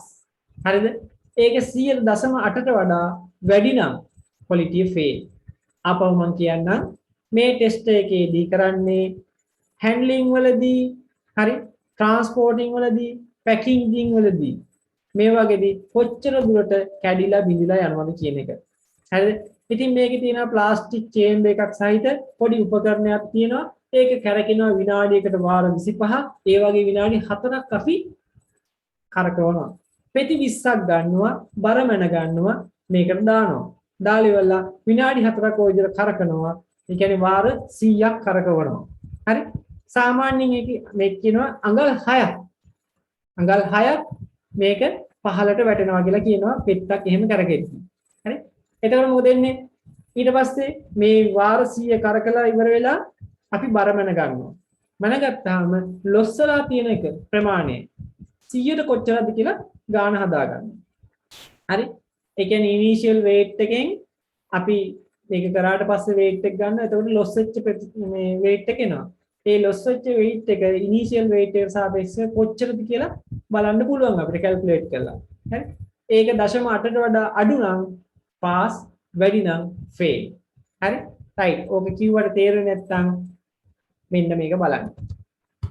Priability test. හරි. Priability test.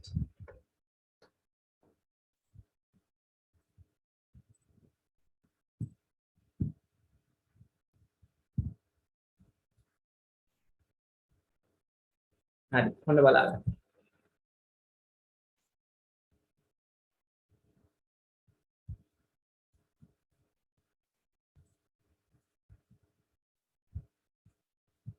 අයිත් මේක පේනවනේ හැමෝටම.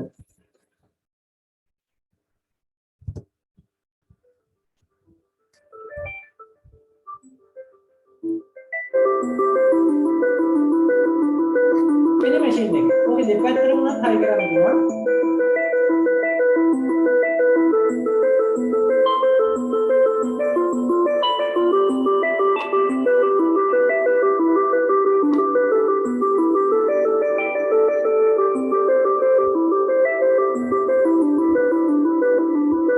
ස්පීඩ් එක ඇඩ්ජස්ට් කරන්න ඕන 100ක් කරන්න ඕන. ඒක හරි හතරක් කරගන්න.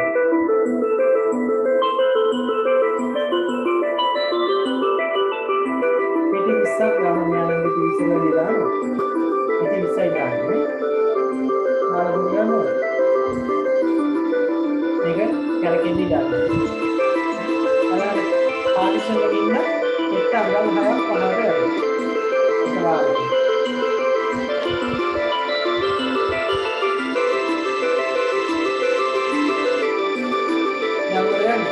අන්තිමේදී බර කිරා ගන්න ඕනේ නම් අපිට ඒකට තව ටෙස්ට් එකක් කරන්න පුළුවන් අනිත් පැත්තේ.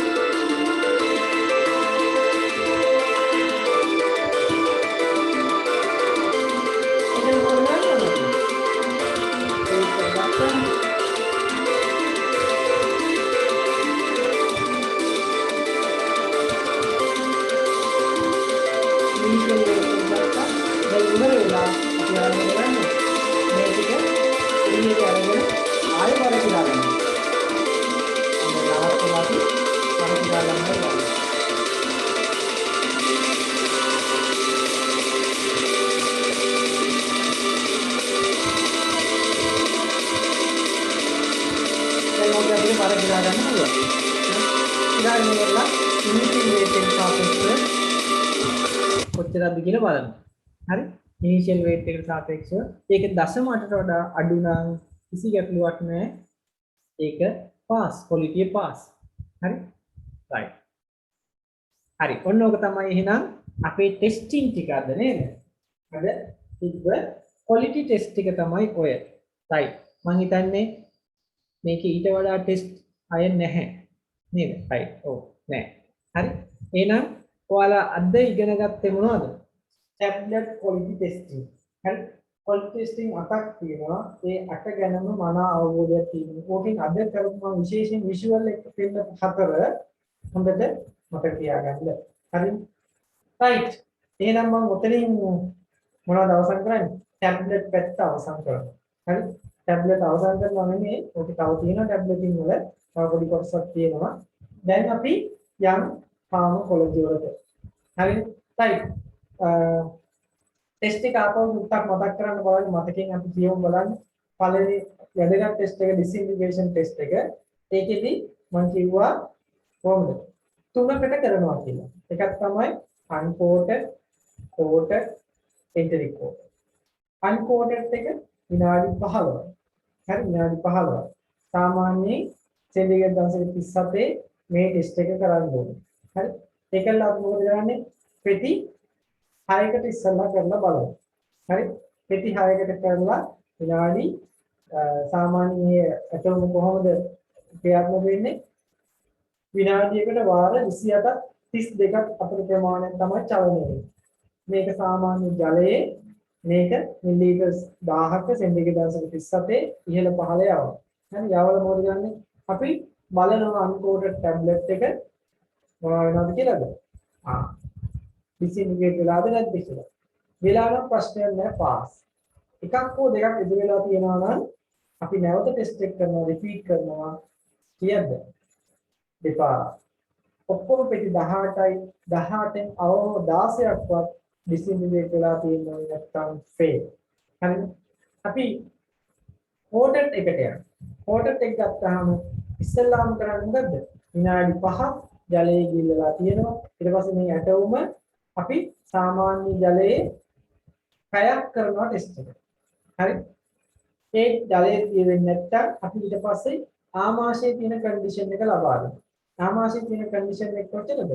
0.1 n HCl solution එක අපි කොච්චර කාලයක්ද කරන්නේ?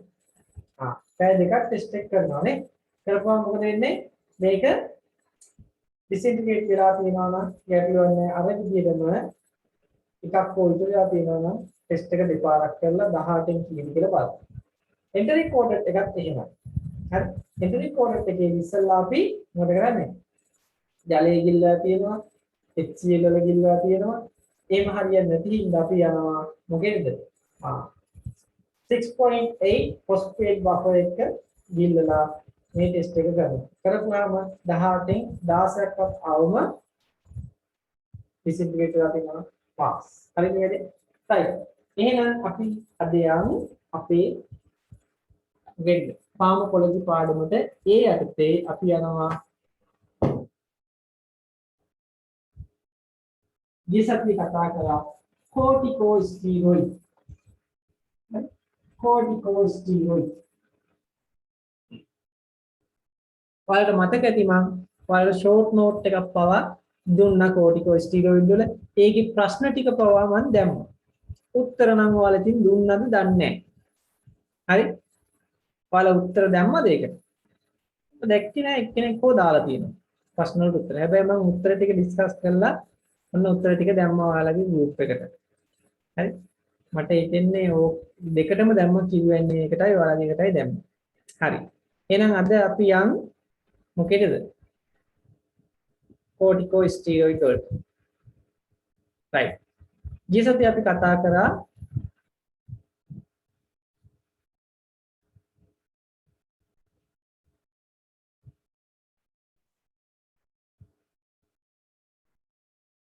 කෝටිකෝස්ටීරොයිඩ් ගැන. මම ඒ අර්ථයේ කිව්වා කෝටිකෝස්ටීරොයිඩ් වර්ග අපේ කෝටෙක්ස් එකෙන් ශ්‍රාවය කරන දෙකක් තියෙනවා කියලා විශේෂයෙන්වා. ඒ තමයි මිනරලෝකෝටිකොයිඩ්, ග්ලූකෝකෝටිකොයිඩ්. ඊට අමතරව ඇන්ඩ්‍රජන් ශ්‍රාවය කරනවා කියලා කිව්වා. මේකේ තැන් තුනකින් නේද? අපි කිව්වා සෝනා වෙසිකියුලාටා, හරි සෝනා ග්ලොමරුලාසා නේද? කොහොම අපි කියලා කිව්වා නේද? right. ඔය තැන් වලින් අපි ස්ටීරොයිඩ් ශ්‍රාවය කරනවා. මේකේ ජීසත්වයේ මම ස්ටීරොයිඩ් කියන කොටස බොහෝ දුරට අවසන් කරා. ඒකේ පාවිච්චි කරන අවස්ථා, ඒකේ තියෙන ඩ්‍රග්ස් ටික, කන්ට්‍රාඉන්ඩිකේෂන්, ඉන්ඩිකේෂන් හැම දෙයක්ම මම කිව්වා. අද අපිට තියෙන්නේ මිනරලෝකෝටිකොයිඩ් ගැන කතා කරන්න. හරිද? මිනරලෝකෝටිකොයිඩ් වල ක්‍රියාකාරීත්වය ගත්තාම සාමාන්‍යයෙන් අවස්ථා තුනක් තියෙනවා. හරි? ක්‍රියාකාරී වෙනවා, කිඩ්නි එකේ ක්‍රියාකාරී වෙනවා, ඊට පස්සේ අපේ ස්මෝල් ඉන්ටෙස්ටයින් එකේ ක්‍රියාකාරී වෙනවා, ඊට පස්සේ සැලයිවරි ග්ලෑන්ඩ් වල ක්‍රියාකාරී වෙනවා. ඒ කියන්නේ මිනරලෝකෝටිකොයිඩ් කියන එක සාමාන්‍යයෙන් ක්‍රියාකාරී වෙන්නේ මොන වගේ තැන්වලද? ග්ලූකෝකෝටිකොයිඩ් රිසෙප්ටර්ස් නැති මොහොතක තමයි ඒක ක්‍රියාකාරී වෙන්නේ. ඒකින් ග්ලූකෝකෝටිකොයිඩ් කියන ඔයාලා අහලා ඇති කෝටිසෝල් කියන එකක් තියෙනවා. සේජ් එකක් දාලා තියෙනවා බලන්න. මේ ටියුට් එක අපිට හම්බ වෙනවද? මේ ටියුට් එක ටිකක් ඔයාලට ලොකු වැඩි. හරි ඕනනම් මම දෙන්නම්. මේ කිලුවක් නැහැ. හරි. මේකේ තියෙන්නේ ડોක්ටර්ස්ලාට කරපු මේවා එකක් තමයි මේ තියෙන්නේ. හරි ඔයාලට ටිකක් ලොකු වැඩි මේකේ එක්ස්ට්‍රැක්ට් එකක් තමයි ඔයාලට ඕන වෙන්නේ කමන්නේ මම දෙන්නම්. හරි? ඊසතේ මම දුන්නේ නැද්ද මේක නෑනේ. right. මිනරලෝකෝටිකොයිඩ් වලින් කරන්නේ ඇත්තටම හරි? minerals regulate killing. කොහොමද minerals regulate කරන්නේ? මෙයා ඇත්තටම බලපෑම් ඇති කරනවා තැන් තුනකට. අපේ කිඩ්නි එක, small intestine එක, අනිත් එක තමයි salivary gland. හරි? මේකේ ක්‍රියාකාරීත්වය වෙන්නේ මෙහෙම. සාමාන්‍යයෙන් මොකද්ද වෙන්නේ? renal perfusion නැත්නම් වකුගඩුවෙන් එන plasma volume එක අඩු වෙනවා. සාමාන්‍යයෙන් අපේ ඇඟේ තරලය ඉවත් වෙනකොට හරි වකුගඩුවෙන් ශ්‍රාවය කරන වොලියුම් එක අඩු වෙනවා. අඩු වෙද්දි පරිමාව අඩු වෙනවා. මොකද වෙන්නේ එතකොට?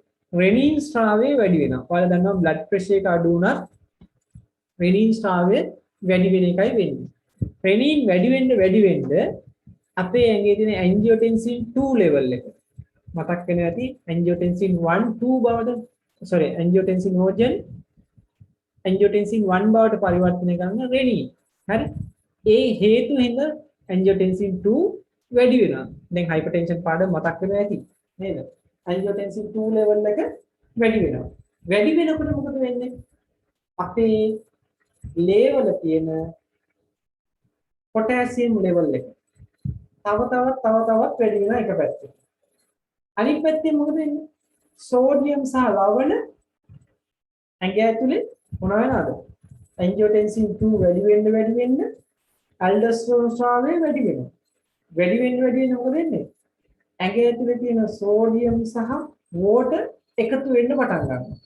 ලේවල තියෙන සෝඩියම් මොකද වෙන්නේ? අඩු වෙන්න පටන් ගන්නවා. හරි? ලේවල සෝඩියම් අඩු වෙන්න පටන් ගන්නවා. right. ඒත් එක්කම අපේ ඇඟේ ස්ට්‍රෙස් එක ෆිසිකල් මොකක් හරි ඩැමේජ් එකක් වුණාම ACTH ස්‍රාවය වැඩි වෙනවා. අපේ බ්‍රේන් එකේ හයිපොතැලමස් එකේ ACTH ස්‍රාවය වැඩි වෙනවා. ඒ කියන්නේ ඇඩ්‍රිනෝකෝටිකෝට්‍රොපින් හෝමෝන් එක වැඩි වෙනවා. වැඩි වීම හින්දා ඊළඟ ඉෆෙක්ට් එක තමයි ඇල්ඩෝස්ටරෝන් ස්‍රාවය වැඩි වෙනවා. මේ සියල්ලම හින්දා ඇල්ඩෝස්ටරෝන් වැඩි වෙනවා. හරි? ඇල්ඩෝස්ටරෝන් වැඩි වෙනකොට මොකද වෙන්නේ? සෝඩියම් සහ potassium sodium absorption එක වැඩි වෙලා potassium excretion එක වැඩි වෙනවා. ඒ කියන්නේ sodium එක ඇතුලේ තියාගෙන potassium එළියට දානවා. ඔක තමයි සාමාන්‍ය ක්‍රියාවලිය. මොකද්ද? මේ ඇවිල්ලා මිනරලෝකෝටිකොයිඩ් වල ක්‍රියාකාරීත්වය. ඒ කියන්නේ තාම මේ මොනවද මේකෙන් වෙන්නේ? මේකෙන් කරන්නේ ඇල්ඩෝස්ටරෝන් වල ක්‍රියාකාරීත්වය තමයි මෙතන ප්‍රධාන වශයෙන්ම බලපෑම ඇති කරන්නේ. ඇල්ඩෝස්ටරෝන් අපේ ඇඟේ වැඩි වෙන්න හේතුව තමයි ඔන්න ඔය කාරණා ටික. මොකද්ද? රෙනින් ස්‍රාවය වැඩි වීම, එහෙනම් දෙක පොටෑසියම් ලෙවල් එක වැඩි වීම, සෝඩියම් ලෙවල් එක අඩු වීම. හරි? අනිත් එක තමයි ACTH වැඩි වීම. එහෙනම් මිනරලෝකෝටිකොයිඩ් වල ඇක්ෂන් එක බලාපොරොත්තු වෙන්න පුළුවන් මෙන්න මේ කාරණා හතරත් එක්ක. මොකද්ද? පළවෙනි කාරණාව එකක් තමයි ප්ලාස්මා ඇන්ජියෝටෙන්සින් 2 ලෙවල් එක වැඩි වීම. හරිද? එතකොට ඇල්ඩෝස්ටරෝන් වැඩි වෙනවා කියලා ඔයාලා හයිපර්ටෙන්ෂන් පාඩමේදී ඉගෙන ගත්තා. Renin angiotensin aldosterone system එකට යන්නේ. ඊළඟ කාරණේ තමයි ලේවල තියෙන potassium level එක වැඩි වීම. ලේවල potassium වැඩි වෙද්දි මොකද වෙන්නේ? ආයෙත් aldosterone ස්‍රාවය වැඩි වෙනවා. අයියේ ලේවලින් potassium ඉවත් කරන්න ඕන හින්දා aldosterone ස්‍රාවය වැඩි වෙනවා. ඊළඟ කාරණේ තමයි sodium level එක අඩු වීම. ලේවල sodium අඩු වෙනකොට මොකද වෙන්නේ? ඒක වැඩි කරන්න aldosterone ස්‍රාවය වැඩි වෙනවා. ඊළඟ කාරණේ තමයි ඇඩ්‍රිනෝකෝටිකෝට්‍රොපින් හෝමෝන් එක වැඩි වෙනවා. අපිට ස්ට්‍රෙස් එක අපිට මොන හරි තුවාලයක් ඒ වගේ දෙයක් ඇති වුනහම ACTH ස්‍රාවය වැඩි වෙනවා. ඒ හින්දා ඇල්ඩෝස්ටරෝන් ස්‍රාවය වැඩි වෙනවා. ඔන්නේ ඇල්ඩෝස්ටරෝන් වැඩි වෙන්න හේතුව. අපේ මිනරලෝකෝටිකොයිඩ් කියලා කතා කරන්නේ ඇල්ඩෝස්ටරෝන් සම්බන්ධ කරගෙන කරන ක්‍රියාවලිය ටික. හරි? එහෙනම් ඇල්ඩෝස්ටරෝන් වැඩි වීම මොකක්ද හේතු වෙන්නේ? සෝඩියම් යලි ඇඟට ලබා ගැනීම සහ ලේවලට ලබා ගැනීම සහ ලේවල තියෙන පොටෑසියම් ඇඟෙන් එළියට දැමීම. හරි? ඔන්න ඔක තමයි සරල ක්‍රියාකාරීත්වය. එහෙනම් අපි බලමු මිනරලෝකෝටිකොයිඩ් එකකින් කරන රෙගියුලේෂන් එක මොකක්ද? හරිද? right. fluid සහ electrolyte අපේ ඇඟට මිනරලෝකෝටිකොයිඩ් වලට කොහොමද ක්‍රියාකාරී කරවන්න හේතු වෙන්නේ? fluid electrolyte සමහර ඒවා වැඩි වෙද්දී මිනරලෝකෝටිකොයිඩ් වැඩි වෙනවා. ඉතින් සමහර ඒවා අඩු වෙද්දි මිනරලෝකෝටිකොයිඩ් වැඩි වෙනවා. ඒකින්ද මතක තියාගන්න මෙන්න මේ කාරණා හතර. ඇන්ජියෝටෙන්සින් 2 වැඩි වීම, පොටෑසියම් වැඩි වීම, ACTH වැඩි වීම, හා සෝඩියම් අඩු වීම ඇල්ඩෝස්ටරෝන් ස්‍රාවයට හේතු වෙනවා. right. එහෙනම් අපි ඉස්සෙල්ලාම දාගමු action of නැත්නම් activation of mineralocorticoid secretion. mineralocorticoid secretion එක activate කරන කාරණා හතර. right. මෙන්න mineralocorticoid එක ඒ තමයි aldosterone. ඒක වැඩි වෙන්න හේතු වෙන කාරණා හතර ටක් ගාලා ඔය අයිනකින් දාගන්න. අපරය දෙන්නට. hello.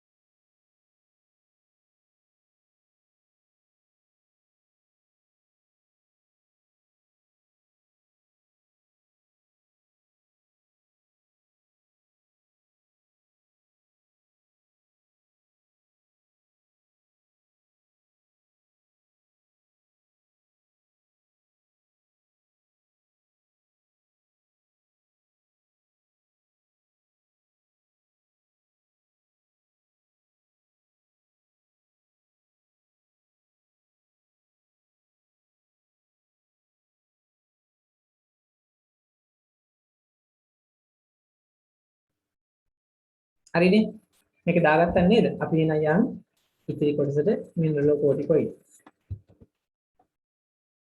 right මේ කියන එක තමයි ඔයාලගේ corticotropin releasing hormone එක ස්‍රාවය වෙනවා වුණාම ACTH ස්‍රාවය වෙනවා වුණාම ACTH කෙලින්ම කොහෙද ක්‍රියාකාරී වෙන්නේ glucocorticoid receptors මත ක්‍රියාකාරී වෙනවා ඒ වගේම aldosterone ස්‍රාවයට මේක වැදගත් වෙනවා හරි aldosterone ස්‍රාවයට ACTH ස්‍රාවය වෙන වැදගත් වෙනවා right ඒ ඇති අපි යන් ඊළඟ කොටසට හරි right සාමාන්‍යයෙන් අපිට හම් වෙන කාරණා දෙකක් තියෙනවා හරි මොකද්ද කාරණා දෙක එකක් තමයි Addison's disease හරි Addison's disease එන්නේ glucocorticoid නැත්නම් corticosteroid ස්‍රාවයේ වැඩි වුණාම හරි ඒ වගේ විවිධ කාරණා එනවා right මේකෙදි අපි දැනන් ඉන්න ඕනි potassium අඩුවීම හරි sodium අඩුවීම potassium වැඩිවීම හරි ඒ වගේම sugar අඩුවීම හරි ඒ වගේ හේතු වෙනවා ඊට පස්සේ blood pressure එක depression හරි ආහාර intake එක food intake එක අඩු වෙන anorexia බර අඩු වෙන්න මේ වගේ දේවල් වලට මේ corticosteroid අඩු වුණාම හේතු වෙනවා හරි ඒ කියන්නේ අපි පොදුවේ කියනවා එකට මොනවාද Addison's disease කියලා කියනවා හරි එතකොට මේක ගොඩාක් වෙලාවට Addison's crisis කියලා වචනයකුත් පාවිච්චි කරනවා ඒකට හේතුව තමයි ජෙනිකව ඇති වෙන දෙයක් මේක හරි ජෙනිකව ඇති වෙන දෙයක් stressful condition එකක් ඒකින්ද additional crisis කියන condition එක එනවා ඒකෙදි ගොඩාක් වෙලාවට diarrhea confusion vomiting fever ඒ වගේ දේවල් එනවා හරි mineralocorticoid අඩු වුණාම හරි සාමාන්‍යයෙන් මොනවද අඩු වෙන්නේ sodium අඩු වෙනවා potassium වැඩි වෙනවා හරි දැන් අර ඉස්සෙල්ලා කිව්වේ potassium ඉවත් කරලා දානවා හරි mineralocorticoid වලින් හැබැයි ඒක හේතුව තමයි sodium අඩුවීම potassium වැඩිවීම right ඊට පස්සේ acidosis හරි acidosis ආපුවම ඒ ප්‍රශ්නේ එනවා right අපි මේකෙන් දැනන් ඉන්න ඕනේ මොකද්ද මේවා deficient වෙන්න අපිට මෙන්න මේ වගේ condition ටිකක් නිර්මාණය වෙනවා right දැන් එහෙනම් යන් අපේ mineralocorticoid පාඩමට හරි right මේක නම් ඉස්සත් අපි කියවනේ glucocorticoid ස්‍රාවය වැඩි වුණාම Cushing syndrome හැදෙනවා හරි මිනරලෝකෝටිකොයිඩ් වැඩිවම මිනරලෝකෝටිකොයිඩ් වැඩිවම මොකද වෙන්නේ increase production of mineralocorticoid මොනවද වෙන්නේ Conn syndrome දාගන්න Conn syndrome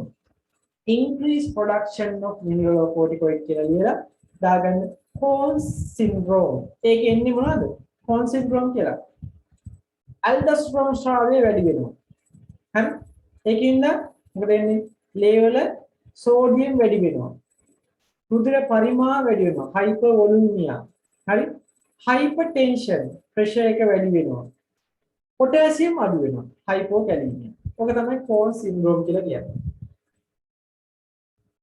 Conn syndrome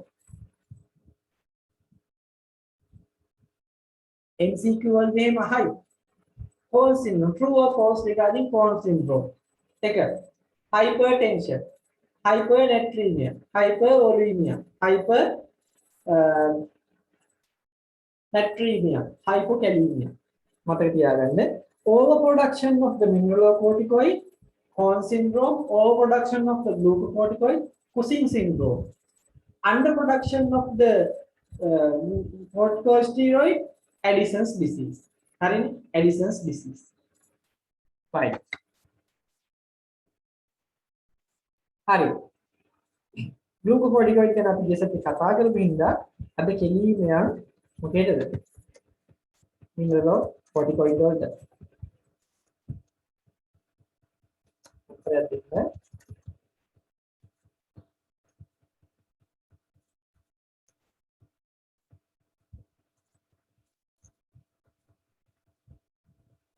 ඔයාලට මම කියවන ඉස්සෙල්ලා mineralocorticoid පාවිච්චි කරන අවස්ථාවල් ටික නේද dexamethasone betamethasone එහෙම අපි දුන්නාම dexamethasone lung maturation වලට වැදගත් වෙනවා මේ fetus එකේ කලලේ මේ වගේ දේවල් වලට අපි මේක පාවිච්චි කරා. right අද යනවා එහෙනම් අපි මොනවද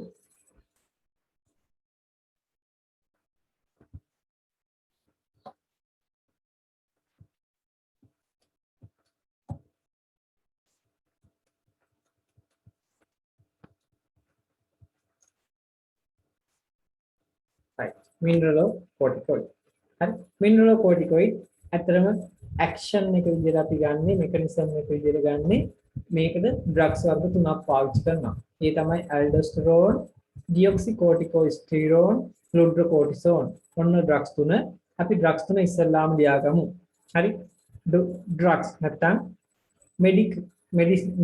medication aldosterone deoxycorticosterone fludrocortisone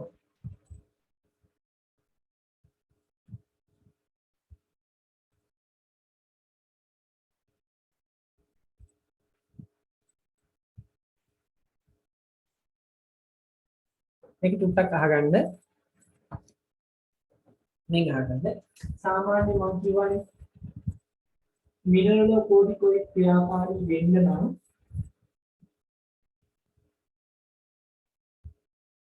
මොනවා වෙන්න ඕනේ glucocorticoid ඉවත් වෙලා තියෙන්නේ නැත්නම් glucocorticoid මොකද කරන්නේ සමන්කාරීව ගිහින්න මොනවද කරන්නේ මේ රිසෙප්ටර්ස් එක බැඳෙනවා mineralocorticoid එකක් බැඳෙනවා උදාහරණ හොඳම උදාහරණ මොකද්ද cortisol ඔයාලට මම ඉතින් කියවනේ cortisol කියන එකේ ඉෆෙක්ට් එක අර ඉමර්ජන්සි අවස්ථාවක් දෙනවා කියලා අයියේ එයා mineralocorticoid උපයෝග කරනවා glucocorticoid වලට සම්බන්ධ වෙනවා glucocorticoid වලට සම්බන්ධ වෙනවා හරි මේ රිසෙප්ටර්ස් දෙකම මෙයාට උත්තේජනය කිරීමේ හැකියාව තියෙනවා හැබැයි cortisol කියන්නේ ඇක්ටිව් ඩ්‍රග් එක මෙයා එක්තරා මොහොතක මොනවා වෙනවද මෙයා inactive drug එකක් බවට පත් වෙනවා. ඒක තමයි cortisone බවට පරිවර්තනය වෙනවා. cortisone කියන්නේ inactive අවස්ථාව. හරි cortisol තමයි active අවස්ථාව. දැන් ඔයාලා දන්නවා මේක inactive වෙන වෙලාව. මොකද්ද? දිවා කාලෙදී නෑ inactive. මම කියවනේ අපේ ඇඟේ ක්‍රියාකාරීත්වයේ තියෙනවා මොකද්ද? අපේ තියෙනවා circadian rhythm එක. මේ rhythm එකට අනුව තමයි මේක ක්‍රියාකාරී වෙන්නේ. දිවා කාලෙදී උදේ 8න් පස්සේ ඉඳන් හවස 6 විතර වෙනකල් මේවා ඉලෙක්ට්‍රික් cortisol විදිහටයි තියෙන්නේ. හරි? ඒවා ඉලෙක්ට්‍රික් එතකොට mineralocorticoid ඇක්ටිව් වෙන්න පටන් ගන්නවා. ඒ කියන්නේ mineralocorticoid receptors activate වෙන්නේ ආන්නේ වෙලාවට. ඒක නිසා අපි මෙන්න මෙයා ඉන්ඇක්ටිව් ඉන්නකොට මෙයා ඇක්ටිව් වෙන්න පටන් ගන්නවා. ඇක්ටිව් වෙලා මෙයා ක්‍රියාකාරී වෙනවා තැන් තුනකට. කොහෙද? එකක් කිඩ්නි එක, අනිත් එක තමයි අපේ intestine එක, small intestine විශේෂයෙන්. ඊට පස්සේ අපේ salivary gland එක. හරි. ඒ කියන්නේ මොකක්ද වෙලා තියෙන්නේ? ඇල්ඩෝස්ටරෝන් ස්‍රාවය මේ මොහොතේදී වැඩි. ඇල්ඩෝස්ටරෝන් ස්‍රාවයේදී කිඩ්නි එකෙන් නම් මොනවද වෙන්නේ කිව්වේ? සෝඩියම් රීඅප්ටේක් කරනවා. රීඅප්ටේක් කරනවා. නැත්නම් සෝඩියම් අපේ ලේ වලට ගන්නවා. පොටෑසියම් එක්ස්ක්‍රීෂන් එක වැඩි කරනවා. එක්ස්ක්‍රීට් කරනවා. එක්ස්ක්‍රීෂන් එක වැඩි කරනවා. හරි. ඊට පස්සේ හරියන්නේ हाइड्रोजन आयन वोल्ट नया संबंध दක්වනවා हाइड्रोजन हमारा नद වැඩි කරනවා අපේ එක හරි right දැනට ඔන්න ඔය තුන මතක තියාගන්න මිනරලෝකෝටිකොයිඩ් එක එයා ඇක්ටිවේට් වෙන්නේ මෙයාලා නැති වෙනවා ග්ලූකෝටිකොයිඩ් නැති වෙලා නැත්නම් කෝටිසෝල් වෙලා ඉන්න වෙලාව හරිනේ right දැනට ඔක ඕම මතක තියාගන්න දැන් අපි ටියුබ් එකට මේ මෙතන right හරිනේ පේනවනේ මේක හරි මේකේ තියෙනවා action එක mechanism එක මොකද්ද bind to mineralocorticoid receptors and cause මොකද්ද aldosterone secretion right අපි ලියාගමු action එක හරි action bind to mineralocorticoid receptors කොහෙද nephron එකේ distal portion එකේ හරි නැත්නම් nephron එකේ අග කොටසේ තමයි මේක වෙන්නේ bind to mineralocorticoid receptors and produce aldosterone secretion increase aldosterone secretion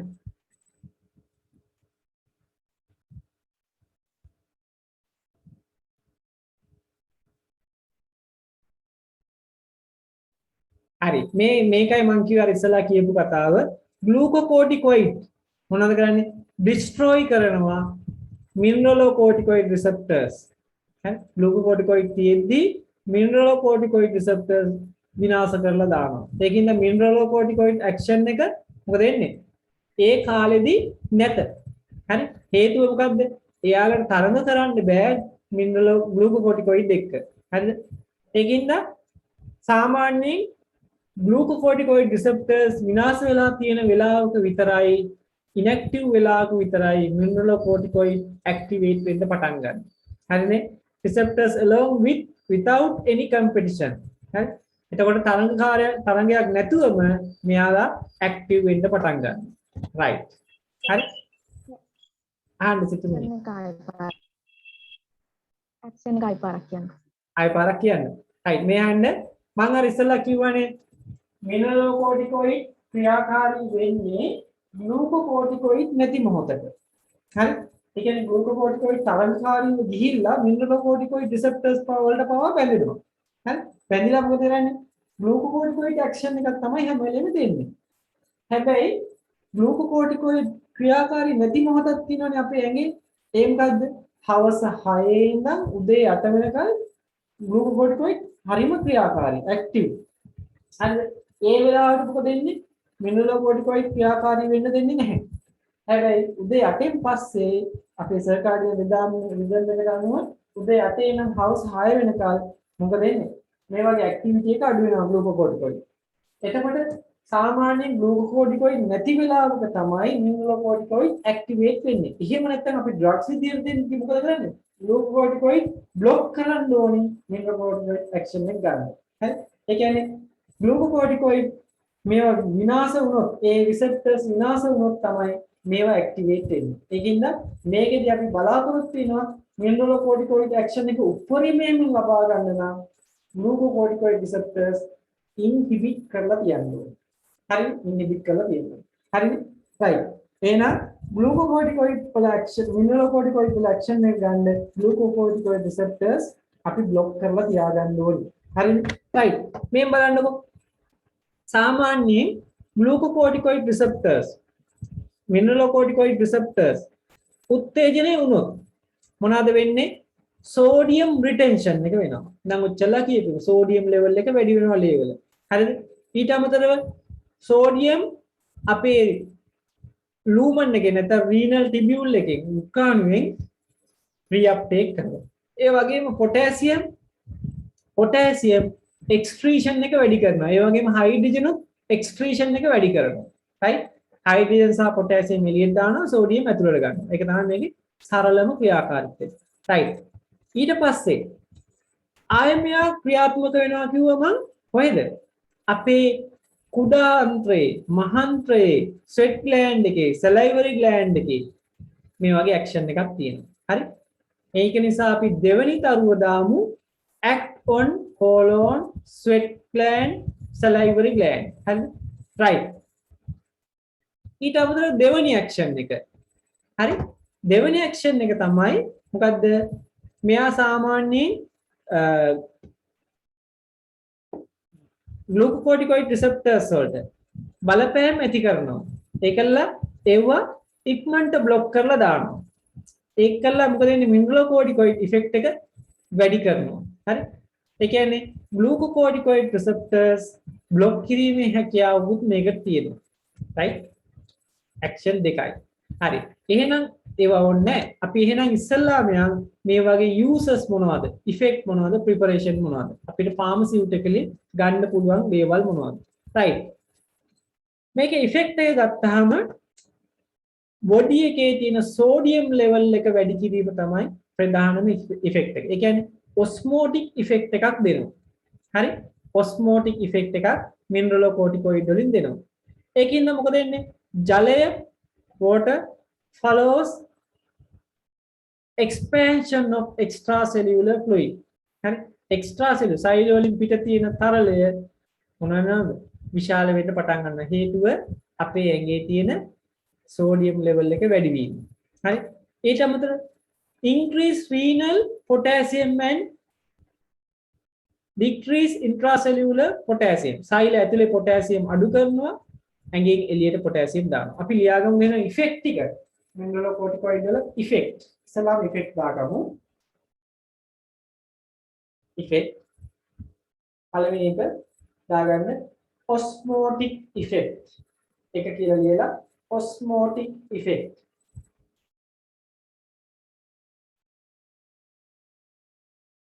ඒ අත් දෙක දාගන්න increase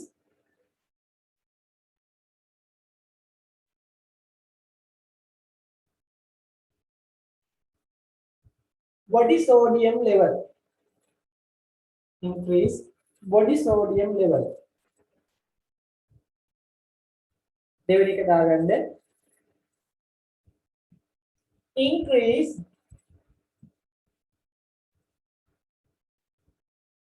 excretion of potassium and reduce සෛල ඇතුලේ තියෙන potassium, intracellular potassium. intracellular potassium ටික අඩු කරනවා.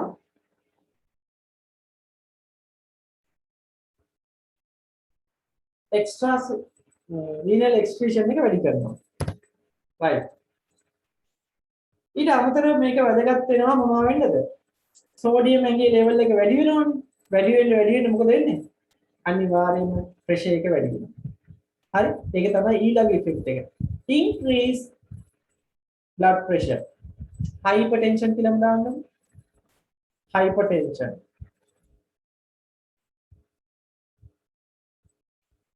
හරි? ඒකින්ද heart diseases වැඩි. හරි? cardiomyopathy, hemorrhage, හරි? cerebral hemorrhage ඒ වගේ දේවල් එන්න පුළුවන්. මොනවා හින්දාද? hypertension හින්දා. right. ඒ ඇති. හරි? එහෙනම් අපි බලමු අපේ තියෙන preparation වර්ග මොනවද? හරි? systemic drugs මොනවද තියෙන්නේ? aldosterone තියෙනවා, deoxycorticosterone තියෙනවා, fludrocortisone තියෙනවා. හරි? අපි දාගමු drugs. aldosterone, deoxycorticosterone, fludrocortisone. හරි? ඉතින් මේකේ anti inflammatory action එකක් ගන්න පුළුවන් වෙන්නේ fludrocortisone වලින් තමයි ප්‍රබල වශයෙන් ඇන්ටි ඉන්ෆ්ලමේටරි ඇක්ෂන් එකක් ගන්න පුළුවන්. හරි? අනිත් දෙකේම අඩුයි. ඒ වගේම සෝඩියම් රිටෙන්ෂන් එක වැඩිපුරම ඇඟේ සෝඩියම් තියාගන්න පුළුවන් වෙන්නේ ඇල්ඩෝස්ටරෝන් වලට. ඇල්ඩෝස්ටරෝන් වලට සෝඩියම් තබා ගැනීම හැකියාව වැඩි, අනිත් ඒ වගේ අඩුයි. හරිනේ? right. ඊට පස්සේ අපේ භාවිතා කරන ඖෂධ මොනවද? ඇල්ඩෝස්ටරෝන් කියන එක නැචරල් එකක් අපේ ඇඟේම නිෂ්පාදනය වෙනවා. මේක ක්ලිනිකලි පාවිච්චි කරන්නේ නැහැ. අපිට කරනවා නම් ක්ලිනිකලි පාවිච්චි කරනවා නම් කරන්න තියෙන්නේ මොකද්ද? ඇල්ඩෝස්ටරෝන් ස්‍රාවය උත්තේජනය කරන්න ඖෂධ දෙන එක විතරයි කරන්න තියෙන්නේ.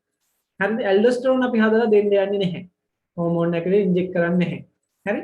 ඒක අපිට උත්තේජනය කරන්න පුළුවන් අපේ ඇඟේ නැචරලි හැදෙන එකක් ඒක. ඒක ඕනකට තරම් අපිට හදාගන්න පුළුවන් උත්තේජනය කරපුවා. right. ඊට පස්සේ ඩියොක්සිකෝටිකෝස්ටීරෝඩ් ගත්තාම මේකේ තියෙන්නේ මොනවද? 2.5 මිලිග්‍රෑම් sublingual. හරි? මේක orally effective. ඒ කිව්වේ අපේ ආමාශයෙන් ගන්න හොඳ නැහැ. ඒ කියන්නේ ආමාශයට යන්න හොඳ නැහැ. මොකද වෙන්නේ? liver එකේදී inactivate වෙනවා. මේක sublingual tablet එකක් තියෙන හරියට GTN වගේ. හරි? sublingual tablet එකක් තියෙනවා. හරි? orally ineffective. හරි? හේතුව liver එකේදී මේ drug එක inactivate කරලා දානවා. ඊට පස්සේ fludrocortisone ගත්තාම 100 microgram tablet තියෙනවා. හරි? 100 microgram tablet මේක long duration එකක් තියෙනවා මේකේ action එක. හරියට warfarin වගේ. පැය 36ක් 72ක් දවස් දෙකක් තුනක් විතර action එක දෙනවා. මේ drug එක අපි ගොඩාක් වෙලාවට මොනවාද? replacement therapy වලට පාවිච්චි කරනවා. ඒ කිව්වේ සමහර පොඩි ළමයිගේ potassium මොනවා වෙලාද? වැඩි වෙලා sodium අඩු වෙලා එන ලෙඩ තියෙනවා. හරි? අන්න ඒකට විශේෂයෙන් aldosterone වෙනුවට අපි මේක පාවිච්චි කරනවා. aldosterone ස්‍රාවය අඩු කට්ටියට මේක දෙන්න පුළුවන්. පොඩි ළමයිට මේක පාවිච්චි කරනවා අදට. හරි? එහෙනම් mineralocorticoid preparation තුනක් තියෙනවා. naturally තියෙන එක තමයි aldosterone. ඊට අමතරව ඖෂධයක් විදිහට අපි පාවිච්චි කරනවා deoxycorticosteroid සහ fludrocortisone. හරිනේ? මේක දාගත්තා නේද? දාගත්තේ නැත්නම් ටක්කල් ස්ක්‍රීන්ෂොට් එකක් ගන්න. right. අපි ඊළඟ කොටසට යමු. අකුත්තයි තියෙන්නේ. right. මේකෙදි විශේෂයෙන් අපි මේ corticosteroid නැත්නම් adrenal steroid සංශ්ලේෂණය හරි අපි ගොඩක් වෙලාවට બ્લોක් කරන අවස්ථාවල් තියෙනවා. ඇයි මේ બ્લોක් කරන්නේ? બ્લોක් කරන්න ඕන වෙනවා. ඇයි? ස්ටීරොයිඩ් ස්‍රාවය වීමෙන් හින්දා මොනවද හැදෙන්න පුළුවන්? කැන්සර් වගේ දේවල් හැදෙන්න පුළුවන්. හරි? කාසිනෝජෙනික් ඇක්ටිවිටි එකක් තියෙනවා ස්ටීරොයිඩ් ස්‍රාවය වැඩි වීමෙන් හින්දා. ඔයාලා හොඳට මතකදී බ්‍රෙස්ට් කැන්සර් ඇති වෙන්න හේතු වෙනවා ස්ටීරොයිඩ්. හරි? ඊස්ට්‍රජන් වැඩි වීම බ්‍රෙස්ට් කැන්සර් ඇති වෙන්න හේතුවක්. හරි? ඉතින් අපි මොකද කරන්න ඕනේ? මේ කෝටිකෝස්ටීරොයිඩ් ස්‍රාවය બ્લોක් කරන්න ඖෂධ පාවිච්චි කරනවා. හරි? ඒ එකක් තමයි මිල්ටොටේන් කියන්නේ. මිල්ටොටේන්. හරි? මේකේ තියෙන්නේ මිටොටේන් කියලා. මිල්ටොටේන් කියලා තමයි අපි හරි නම කියන්නේ. මිටොටේන් කියලා කියනවා. හරි? එතකොට මොකද වෙන්නේ? මෙයා ඇවිල්ලා කෝටිකෝස්ටීරොයිඩ් ප්‍රොඩක්ෂන් එක අඩු කරලා දානවා. ඒකින්ද පරිවෘත්තීය කියන්නේ මේකේ පෙරිෆරල් මෙටබොලිසම් එක අඩු කරනවා. හරි? ප්ලාස්මා යූරින් ලෙවල් එක වැඩි වෙනවා ඒකින්ද. ඒ වගේම කුසින් සින්ඩ්‍රෝම් එක ඇති වෙන්න හේතුවක් වෙනවා මේ වැඩිපුර ස්ටීරොයිඩ් ස්‍රාවය. ඒකට පාවිච්චි කරන්න පුළුවන්. හරි? ඊට පස්සේ අපි ගොඩාක් අපේ ඇඟේ තියෙන සමහර සර්ජරි කරපුවාම වෙන ප්‍රශ්න හරි ඒ වගේ දේවල් අඩු කරගන්න පුළුවන් මේ මිල්ටොටේන් කියන ඩ්‍රග් එක පාවිච්චි කරලා. සාමාන්‍යයෙන් ඔන්කොලොජි පේෂන්ට්ලට ඒ කියන්නේ ස්ටීරොයිඩ් ස්‍රාවය වැඩි වීම හින්දා එන ඔන්කොලොජි පේෂන්ට්ලට මේක පාවිච්චි කරනවා. ඊට අමතරව medication that compete with steroid receptors to block mineralocorticoid action. දැන් mineralocorticoid action එක block කරන්න ඉස්සලා අපි කතා කරේ glucocorticoid action එක block කරන්නනේ. miltotain mineralocorticoid action එක block කරනවා. ඒ කියන්නේ aldosterone block කරන්න ඔයාලා දන්නවා හොඳ drug එකක්. මොකක්ද ඒ? ඉගෙනගෙන තියෙනවා hypertension වලදී. කාටද කියන්න පුළුවන්ද?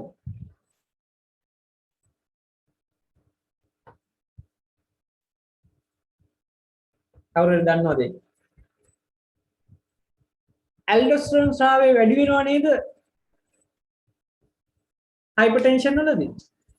ඒක අඩු කරන්න අපි දෙන ඩ්‍රග් එකක් තියෙනවා. මතකද? ACT inhibitor. ඇහුනේ හසානා? අපෝ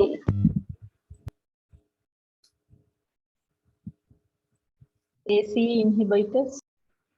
ඇහුනේ ආපහු කියන්නේ AC ACE inhibitors. ACE inhibitors නැත. ඩයුරටික් එකක්. එතනින් ඇල්ඩෝස්ටරෝන් ස්‍රාවය නතර කරන්නේ මොකද්ද? ස්පයිරනෝලැක්ටෝන්. මතකද මේක? පොටෑසියම් ස්පෙයාරින් ඩයුරටික් එකක්. හරි ස්පයිරනෝලැක්ටෝන්. ස්පයිරනෝලැක්ටෝන් දුන්නාම මොකද වෙන්නේ? මෙයා කම්පිටිටිව්ලි ගිහිල්ලා ඇල්ඩෝස්ටරෝන් බ්ලොක් කරනවා. හරි ඇල්ඩෝස්ටරෝන් බ්ලොක් කරන්න අපි පාවිච්චි කරන්නේ මොනවද? ස්පයිරනෝලැක්ටෝන්. ඒකින්ද මොකද වෙන්නේ? පොටෑසියම් සේව් වෙනවා. ඇයි ස්පයිරනෝලැක්ටෝන් වලින් පොටෑසියම් එළියට දානවා. මේක බ්ලොක් කරපුවාම පොටෑසියම් සේව් වෙනවා. හරි ඒකින්ද මේක අපි පාවිච්චි කරනවා හයිපර්ටෙන්ෂන් වලදී ලූප් ඩයුරටික් එක. හරි ෆ්රුසමයිඩ් වගේ එකකින් පොටෑසියම් වේගෙන් ලොස් කරනවා. ඒක සේව් කරනවා ස්පයිරනෝලැක්ටෝන් එකත් එක්ක දීපුවාම. හරිද? රයිට්. එහෙනම් ඔන්න අපේ හයිපර් ඇල්ඩෝස්ටරෝනිසම් නැත්නම් කෝන්ස් ඩිසීස් එකේදී අපිට පාවිච්චි කරන්න පුළුවන් ඩ්‍රග් එක තමයි ස්පයිරනෝලැක්ටෝන්. හරි නේද වැඩි? එහෙනම් මිනරලෝකෝටිකොයිඩ් වල අපි දැන සිටිය යුතුම ඩ්‍රග් තුනක් තියෙනවා. දෙකක් තියෙනවා.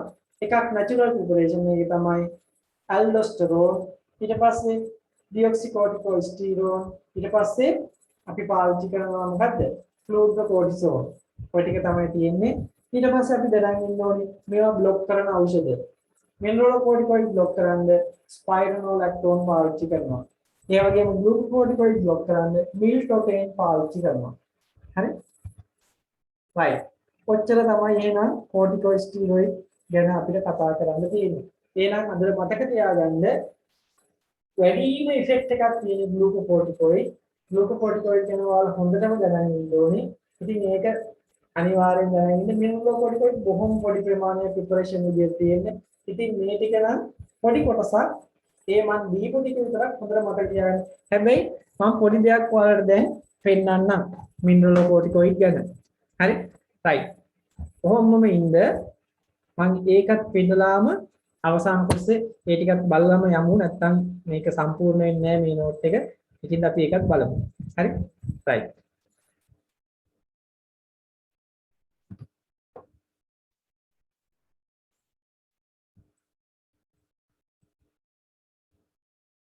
බලමු. හරි? right. දැන් අපි කතා කරපු සියල්ල මෙතනින් එළියට ගන්නයි යන්නේ. පේනවනේ හැමෝටම මේක? Apart from these, androgens can also be released from the adrenal cortex. Now here the cortisol and aldosterone, commonly known as corticosteroids, and these hormones acting on the corticosteroid receptors which are having the different affinity. For example, cortisol can enter into the cell and it can act on the corticosteroid receptors which are having the high affinity for the cortisol. So cortisol mainly shows the activity compared with the aldosterone. Now this cortisol, when it's acting on the receptors, it can produce the two activities, glucocorticoid activity as well as mineralocorticoid activity. කොටිසෝල් වලට හැකියාව දෙනවා ඔය දෙකම උත්තේජනය කරන්න. So compared with the aldosterone, cortisol will have more affinity towards the corticosteroid receptors. And once it is going to bound to these receptors, it can produce the both glucocorticoid as well as mineralocorticoid activity. But in few of the cells, this cortisol can be converted into cortisone. Cortisone is somewhat inactive form of this cortisol, which shows only glucocorticoid activity with very little mineralocorticoid activity. right. ඔයාලා මම කිව්වා cortisol වල ඉන්ඇක්ටිව් form එක තමයි cortisol. Cortisol වලට body effect එකක් තියෙනවා ග්ලූකෝකෝටිකොයිඩ් වලට ඊටත් වඩා අඩු ඉෆෙක්ට් එකක් තමයි මිනරලෝකෝටිකොයිඩ් පිළිබඳ තියෙන්නේ. ආන් ඒ වෙලාවට තමයි අපි මොනවද මිනරලෝකෝටිකොයිඩ් ඇක්ටිව් වෙන්නේ. So now in these cells, aldosterone can enter and it can bind to this mineralocorticoid receptors. Thereby it mainly shows the mineralocorticoid activity. In this way, in many of the cells, cortisol shows the high affinity towards the corticosteroid receptors. But in few of the cells, aldosterone plays major role because the cortisol is converted to cortisol.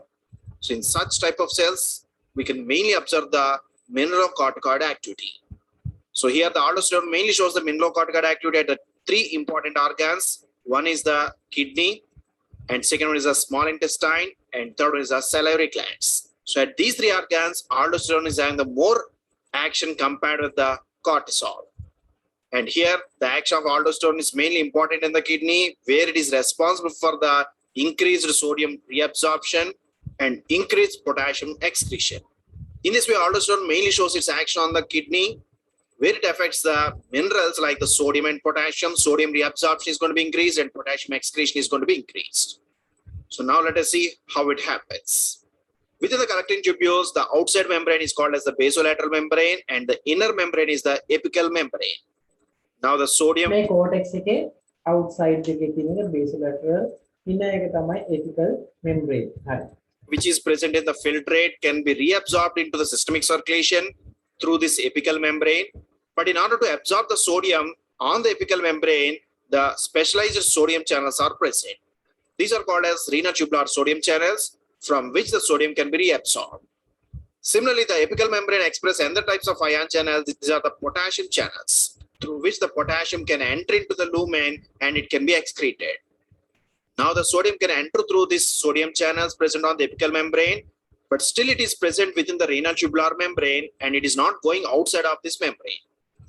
In order to transport the sodium outside, at the basolateral membrane, one of the pump is present, that is the sodium potassium ATPase pump. This pump is an antipode which is going to pump the sodium outside and potassium inside. So here when the sodium is going outside, at the same time the potassium can enter inside. So now the potassium is within the tube. දැන් මොකද වෙන්නේ sodium potassium හුවමාරුවට ශක්තිය වැඩි කරමින් sodium potassium ATPase ක්‍රියාත්මක වෙලා sodium එළියට දාන potassium ඇතුළට ගන්නවා. Tubular membrane, which can be secreted into the lumen through the potassium channels. In this way, sodium is going to be reabsorbed. At the same time, potassium is going to be secreted into the lumen, which is then excreted.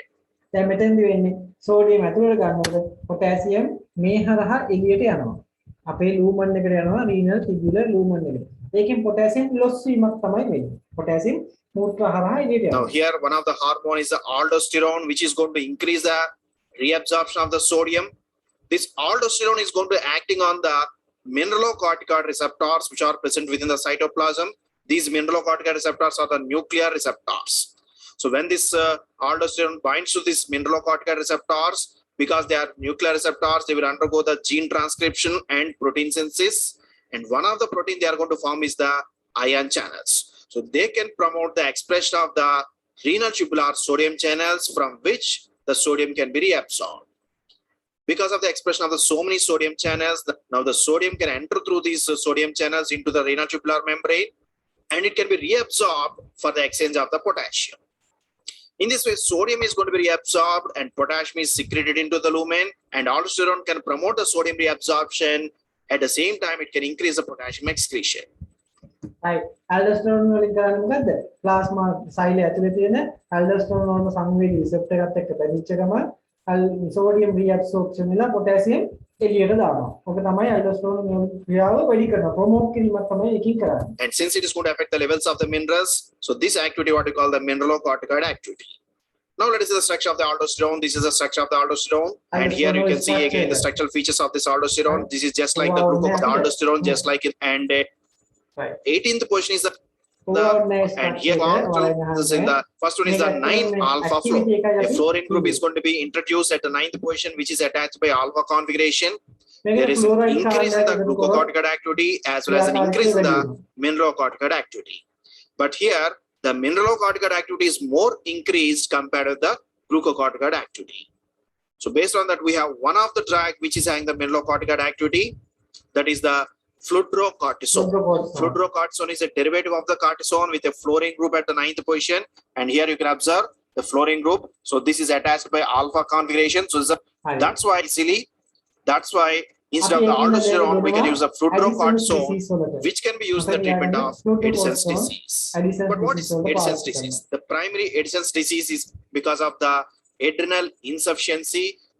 In such case, restored by addition of the hydrocortisone, prednisone, or methylprednisolone, which are having the glucocorticoid activities, and aldosterone function can be restored by addition of the fludrocortisone, which is mainly shows the mineralocorticoid activity. So fludrocortisone is the only drug which is available with significant mineralocorticoid activity, and it is used in the treatment of Addison's disease. But clinically, we are more interested towards the aldosterone antagonist, because aldosterone is the hormone which increases the sodium reabsorption, which results in the increase. අපිට ක්ලිනිකලි පාවිච්චි කරන්න පුළුවන් මොකද්ද වඩා හොඳයි ඇල්ඩෝස්ටරෝන් ක්‍රියාකාරීත්වය වැඩි කරන ඖෂධ ඇල්ඩෝස්ටරෝන් ඇන්ටගොනිස්ට්ලා තමයි පාවිච්චි කරන්නේ. Body volume, and when the body volume increases, it increases the cardiac work, resulting in the increased cardiovascular disorders like hypertension and heart failure. In such situations, we require aldosterone antagonists. So we have one of the aldosterone antagonists, that is the spironolactone. Spironolactone is having somewhat similar structure to the aldosterone. Actocalciferol is the image site substitution aldosterone can act, can be counted. If you like it, thank you for watching this video. මොකද හිතෙන්නේ මම හිතන්නේ මිනරලෝකෝටිකොයිඩ් ගැන හොඳ අදහසක් ඇති වලද දැන්නේ තිබ්බ ටිකක් නැති වුණාද right මේක මම ඔය ප්‍රසන්ටේෂන් එක වලට දාන්නම් දැන් ඔයාලා මේකෙන් දාන්න ඒක බලන්න හැබැයි ඉතින් ඒක ලොකුවට ෆලෝ කරන්න එපා මම දීපු නෝට් එක විතරක් ඔයාලට ඇති හොඳ කරන ඒ ටික හොඳට බලාගෙන අර දැන් අමාරුවෙන් අරක බලන්න යනකොට ඒක ඔයාලට අදාළ දැන් ඔයාලා ලොකු ඒතර ලොකු පර සිලබස් එකක් නෙමෙයි තියෙන්නේ සරල සිලබස් එකක් තියෙන්නේ හැබැයි අවශ්‍ය දේ විතරයි උතන මම කරේ හරිනේ ඔයාලට ඕන ටික විතරයි යන්නේ ඒ ටික හොඳට බලාගන්න හරි දැන් මම ඔයාලගේ MCQ ටිකයි මේකයි මේ වීඩියෝ එකේ යටින් දානවා ඒවට අදින්දම උත්තර දාන්න හරි මේ වීඩියෝ එකේ යටින් පළවෙනි කමෙන්ට් එකේ තියෙයි උත්තර ටික දාන්න ගිය සතියේ නම් දාලා තිබුණේ කවුරුත් මම හැබැයි උත්තර ගන්නවා මේ සතියේ වල උත්තර එකක් හෝ දන්නේ නැත්නම් මම උත්තර දාන්නේ නැත. හරිනේ? right. එහෙනම් අද කරපු ටැබ්ලට් පාඩමයි මේකයි මම දැන් ස්ටීරොයිඩ් පාඩම මෙතනින් අවසන් වෙනවා. හරිද? ඊට පස්සේ තව පොඩි කොටසක් තියෙනවා එන්ඩෝක්‍රයින් සිස්ටම් එකේ ඒ කොටසට මම යනවා ඊළඟ සතියේ ටැබ්ලට් කොටසත් උතනින් පොඩි තව කොටසක් තියෙනවා ඒක ඉවිච්ච ගමන් කැප්සූල් වලට යනවා. හරි දැන් ෆ්ලෝ එක තියෙනවා යන්න විතරයි තියෙන්නේ. හරිනේ? right. එහෙනම් අපි ලබන සතියේ හම්බෙමු මම ඔයාලගේ group වලට දාලා ඇති පොඩි වීඩියෝ වගේක් අද දවසේ කොරෝනා වෙද්දු මැරිච්ච වීඩියෝ. හරිද? පාරේ වැටිලා කඩවල වල වැටිලා හරි මැරිලා ඉන්න විදිය දාලා ඇති ඔයාලගේ කොරෝනා සෙන්ටර්ස් වල මැරෙන විදිය දාලා ඇති ඒවා බලලා ඔයාලා ළඟ ඉන්න අයට කියන්නේ ඉතින් මේ ඇවිදින්න එපා නිතරම මොකද මේක දෙන්නිම අවදානම් තත්ත්වයක් කියන්න එපා. ඔයාලගේ group වලට මම දැම්මා. මේක Facebook ප්‍රසිද්ධ සමාජයේ වල දාන්න යන්න එපා. මම දැම්මේ ඔයාලා දෙන්නෙක් ඉන්නවා. මේක ගියේ ඇති වෙන්න ඕනේ ඔයාලට. ඇත්තටම භයානක තත්ත්වයක්. අපි හරිම unstable මේ වෙලාවේ. හරි? ඒක තේරුම් ගන්න. අපි මොනවා කරත් unstable කියන එක තේරුම් ගන්න. හරි? record book එකේ Thursday 6 PM පටන් ගන්න බැරි වෙයි මට Thursday class එකක් තියෙනවා.